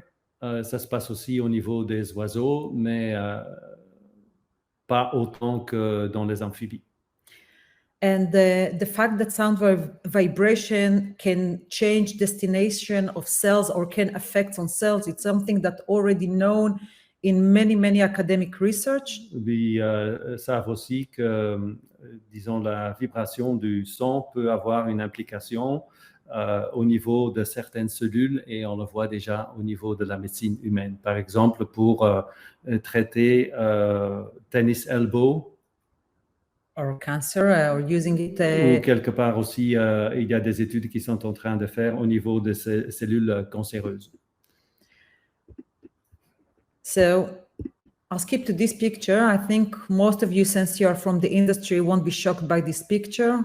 Quand vous êtes tous de l'industrie, vous ne serez pas choqués par cette image qui présente le SUS female chick. You can continue. Quand vous regardez au niveau DNA, on voit que on a affaire à un mâle et ça a été testé 3 fois à l'âge de 122 jours. Et quand on regarde les signes phénotypes, au niveau des plumes, ça reste une femelle. Au niveau du cloaque, ça reste une femelle. Au niveau de la crête, ça reste une femelle. Et quand on fait la dissection ou la nécropsie de ces animaux, on voit très bien les ovaires que vous voyez sur cette image. So it's proved beyond any doubt that what we are doing is not under genetic modification. C'est surtout pas une modification génétique. In the experiment that we conducted, many experiments that we conducted in thousands of eggs, Les expériments qu'on a déjà fait dans des milliers des œufs, we are achieving in general about 60+ % female instead of the 50-50 ratio. on a pour le moment au-delà de 60% de femelles par rapport à les 50 qu'on voit normalement. Et quand on regarde dans l'image à côté, l'expériment 24, on voit que sur certains endroits, au niveau des plateaux, on voit jusqu'à 80% de femelles, 79%, 64%. So what you see in this nice image is our reverse chicks at the left in the coop in Israel and the right at the coop in the US. And you can see they're all laying eggs. Là, vous voyez les poules, disons à gauche, vous voyez les poules en Israël et à droite, vous voyez des poules qui sont en train de pondre parce que sur l'image, vous voyez aussi un œuf et cette image vient des États-Unis. Pour le moment, on a des poules qui pondent aux États-Unis des œufs. So it's not just the fact that they are laying eggs, but it's also important to understand that they have the same quality and the same results and the same percentage of eggs per female during the whole period of time. Là, vous voyez un test groupe de 850 poules par rapport à un contrôle de 20 000 poules et on voit que, disons, la courbe de ponte est à peu près exactement la même. Cet expériment a été fait en novembre 2017 jusqu'à ce que vous voyez jusqu'à août 2018. So we tried it in Israel 3 times and now we are doing a full experiment in the US. And you can see in the US, it's the same result as well. Aux États-Unis, on voit la même chose. Par contre, il y a moins de poules pondeuses. Il y en a 26 et un contrôle groupe 1100, mais on voit quand même aussi que on a la même courbe de production. Et pour le moment, il y a aussi des poulettes qui sont en production ici en Belgique. And so since we don't want it to be under novel food, we tested also the egg composition in a laboratory in the US that's acceptable on the American FDA. Comme vous le savez, comme vous le supposez, disons un œuf pondu par un mâle, ça semble un peu bizarre pour les gens. Et les gens disent, est-ce qu'il ne faut pas regarder novel food? Et de ce côté-là, on a vu que, disons, les aspects macroscopiques des œufs, qualité de la coquille, poids et ainsi de suite sont exactement la même chose. Mais par contre, on a aussi vérifié la valeur intrinsique au niveau de l'œuf, les vitamines, folium acid et des choses comme ça, dans un laboratoire qui est agréé au niveau de la FDA aux États-Unis et on a exactement les mêmes résultats comme les œufs pondus par des females ou par des poules pondeuses avec DNA femelles. So just for understanding, as I said at the beginning of the presentation, we don't want to change the way the industry used to work. On ne veut pas changer la méthodologie de travail. So you can see on this picture how the technology is actually working. Là, sur cette image, vous voyez comment la technologie fonctionne. On the right side of the picture, you can see our incubator cell in Belgium. Ça, c'est un incubateur en Belgique. The main difference between this incubator and most of the incubator is this incubator is very quiet, so we are able to transmit the sounds to the eggs in a quiet area.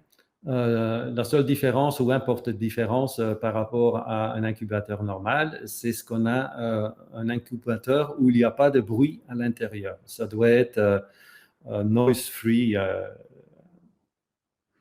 On the left side, you can see the smart tray. The smart tray transmits the sounds to the eggs through transducers. Là, vous voyez le smart tray, c'est la façon dont nos plateaux sont faits. Et vous voyez les points noirs, c'est des transducteurs qui font en sorte que le son est partagé ou est véhiculé dans les œufs. In between the eggs, we developed a sensor system. There are many sensors in the incubator that... Entre les œufs, il y a des sensors,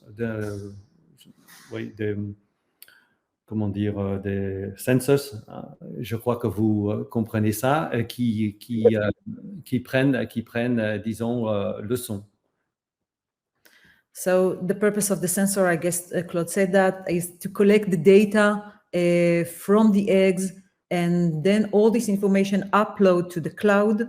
So we will be able to analyze this information and improve the results. Ces sensors, ils prennent toute l'information et toute cette information est véhiculée dans le cloud. Et dans le cloud, on utilise ça pour faire de l'intelligence artificielle. So what you can see here, it's an image of the Susitory, software that control, in one hand, the incubator, in the other hand, collect all the data from all the experiments that we conducted. Susitory, c'est notre système software et ce système collecte tous les data qu'on a fait jusqu'à présent dans tous les expériments qu'on a fait. Et quand vous regardez, vous voyez des œufs qui sont encerclés en rouge. Et ces œufs-là, quelque part, c'est un œuf qui va donner un poussin reversed. Et quand vous regardez de plus près, vous voyez que génétiquement, c'est un mâle. Et quand vous voyez ce qui est mis en bleu, et quand vous regardez en dessous, ce qui est en rouge, c'est les signes phénotypiques qui sont femelles. Et ça, c'est un reversed chicken. So I guess you explain about the DNA test and everything. Mm-hmm. Okay, I'm improving my French. Thank you, friend. On top of that, we are conducting a collaboration with Syracuse University in upstate New York.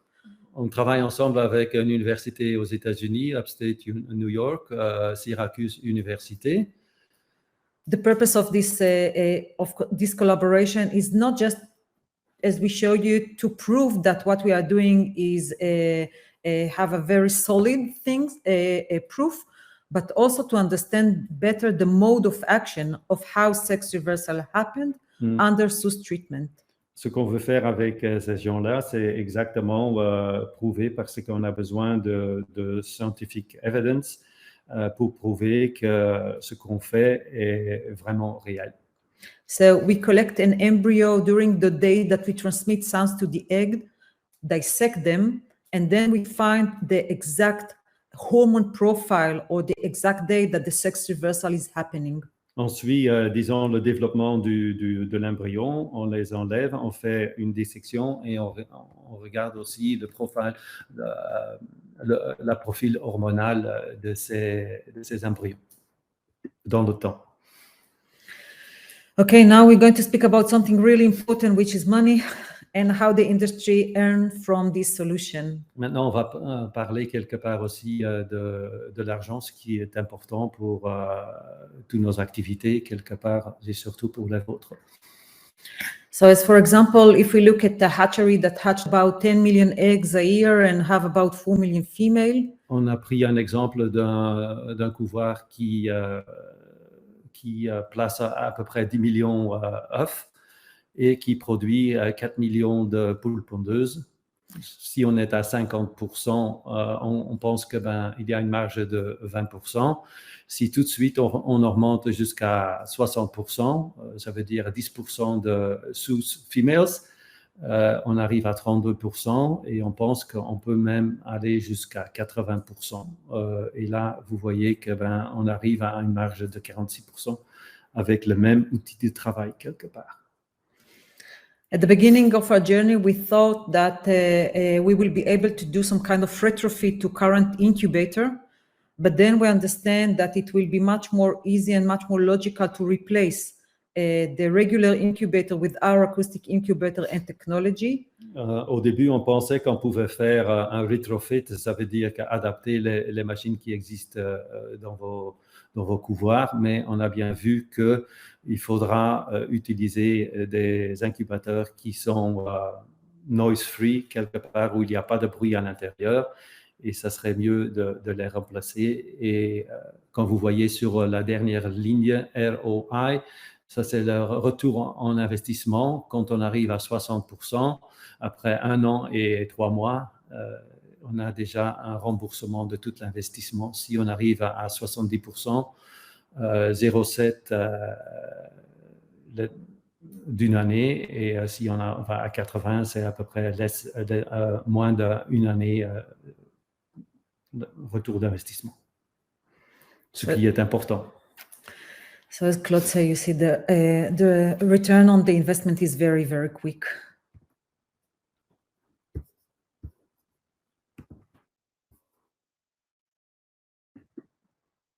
So the business model is based on a pay-per-chick. We want to charge for any additional female chick above the 50%. Notre business model est basé sur un système que on va facturer à peu près, ou on va facturer 1 euro pour un extra day-old chicken ou poussin que vous avez. So the price we will charge is about 1 euro for any additional female chick, which is how to say, fair deal for both sides. On pense que c'est un win-win, une situation de win-win où vous avez plus de production, et cette plus de production, une partie sera payée à nous quelque part. So our main goal for 2023 and 2024 is to scale up the technology to sales of 30,000 eggs, as Claude said. Nous voulons arriver en 2023, disons, d'avoir des machines qui produisent à peu près, où on peut placer 30 000 œufs. And achieve 70% female in a very, how to say, uniform way. Et d'arriver à 70% de femelles dans un sustainable, dans un, comment dire, que tout le temps, consistent, on a 70%. Currently, we are conducting 3 pilots worldwide in the US, in Belgium, and another one in Italy. Pour le moment, on a 3 essais en cours aux États-Unis, Belgium et en Italie. Et en 2023, on va sans doute mettre un essai en place en Allemagne, et des essais qui continuent en Israël. Ça fait 5 sites. So I think it's a good opportunity also say. Thanks to the team, you see all the people who are involved in our company. You speak Oh, English. sorry. Merci à toute notre équipe qui est présentée ici. On est 8 personnes à peu près, plus une quinzaine de personnes qui travaillent au niveau R&D, au niveau Israël. Voilà. Merci pour votre attention, et si vous avez des questions, n'hésitez pas à nous les poser. Merci beaucoup pour cette présentation très claire sur un sujet qui est peut-être pas facile à aborder de prime abord, mais moi je suis très heureux d'abord d'avoir enfin avoir la preuve que la théorie du genre est complètement has-been. Donc ça, c'est extrêmement bon de pouvoir démontrer. Merci pour votre présence. Encore merci pour votre intervention. J'espère que l'on pourra continuer à expérimenter, et en tout cas, on restera à votre écoute pour tout sujet supplémentaire. Je vais terminer ce webinaire en demandant à Yves-Marie s'il est parmi nous, et en demandant à Valérie de remonter Yves-Marie pour la conclusion de ce webinaire. Je voudrais vous remercier, toute l'Assemblée, pour nous avoir écoutés ce matin autour de cette thématique de l'arrêt de l'élimination des poussins mâles, qui pose d'énormes questions, beaucoup de questions, qui est beaucoup plus complexe qu'elle n'y paraît, qui est extrêmement passionnante, puisque oui, nos métiers ont été bousculés par cette mise en œuvre rapide, mais elle a fait appel à des technologies qui sont des technologies extrêmement avancées. Et je trouve ça extrêmement passionnant de pouvoir participer à ces évolutions. Moi, je voudrais remercier particulièrement nos sponsors, Biochem, CCPA, Daem, Highline et Tecna pour le soutien qu'ils nous ont apporté. S'il y a d'autres soutiens dans la salle, n'hésitez pas à vous faire connaître pour sponsoriser nos événements. Hein. Valérie Fleury, Anne Plantier-Roux sont à votre disposition pour discuter de ces conditions. Je vais laisser la parole à Yves-Marie. Je te remercie d'être resté ou d'être revenu. J'espère que tes poules ont bien pondu aujourd'hui, que tout se passe bien chez toi. Et je te remercie par avance pour ta conclusion. Oui, donc les poules ont très bien pondu. Hein. C'est conforme à ce qu'on avait prévu.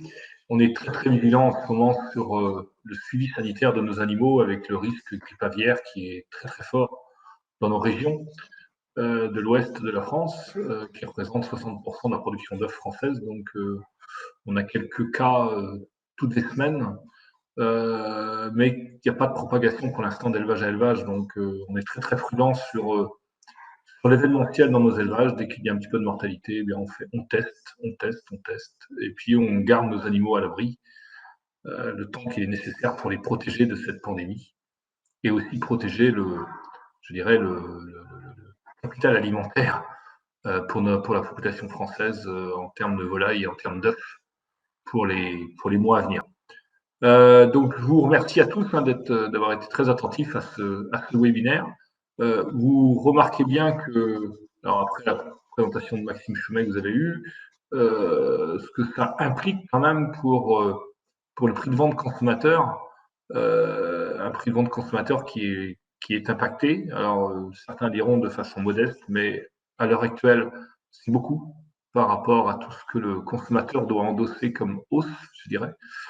C'est aussi beaucoup pour nous la filière œuf, que ce soit de la production du centre de conditionnement ou de transformation jusqu'à la grande distribution, puisque nous avons de multiples hausses de coûts. Là, on a eu, j'étais un peu plus syndical, mais on a eu de la hausse d'aliments depuis 2 ans, on a eu de la hausse sur du carton, sur du plastique, on a de la hausse sur de la main-d'œuvre, on a aussi de la hausse aujourd'hui qui nous arrive sur de l'énergie, sur les coûts énergétiques, et puis cet ovoséchage qui arrive en plus. Donc ça fait beaucoup de choses pour la filière œuf, et c'est pas facile à faire rentrer dans tous nos prix de revient, et pour pouvoir maintenir un niveau de valorisation intéressante pour tous les maillons de la filière. Alors le bien-être animal, la filière œuf, on a fait depuis 1995 les premières mises aux normes bien-être animal que l'Europe a mis en place, 1995, 2003, 2012. Aujourd'hui, on est sur une action beaucoup plus, je dirais, beaucoup plus volontaire à la base et puis contrainte ensuite par ce décret. Mais sachez que sur la pondeuse, on continue de nous avancer sur le bien-être animal tout en essayant de donner un libre choix aux consommateurs dans ses actes d'achat. Même en période difficile, il faut qu'ils puissent avoir accès à tout type de code de production d'œufs. Et puis, tout cela en fonction de son pouvoir d'achat, qu'ils puissent profiter d'un bon œuf de très bonne qualité à un coût correct et que je redis, l'œuf, la meilleure protéine du monde et la moins chère. Là-dessus, je vous souhaite une bonne journée et je remercie l'Italie d'avoir initié ce type de webinaire et toutes les entreprises qui se sont associées à cette matinée. Merci beaucoup Yves-Marie, merci de nous avoir consacré du temps, merci à tous d'avoir été présents, merci aux entreprises et aux intervenants bien évidemment qui nous ont partagé leur savoir, je les remercie encore et puis je vous souhaite à très bientôt, probablement qu'on se refera un petit webinaire en milieu d'année prochaine pour constater comment cette mise en œuvre de l'arrêt de l'élimination du poussin mâle s'est extrêmement bien passée. Voilà, allez. Je vous souhaite à tous de bonnes fêtes de fin d'année et puis une très bonne journée à tous. Au revoir.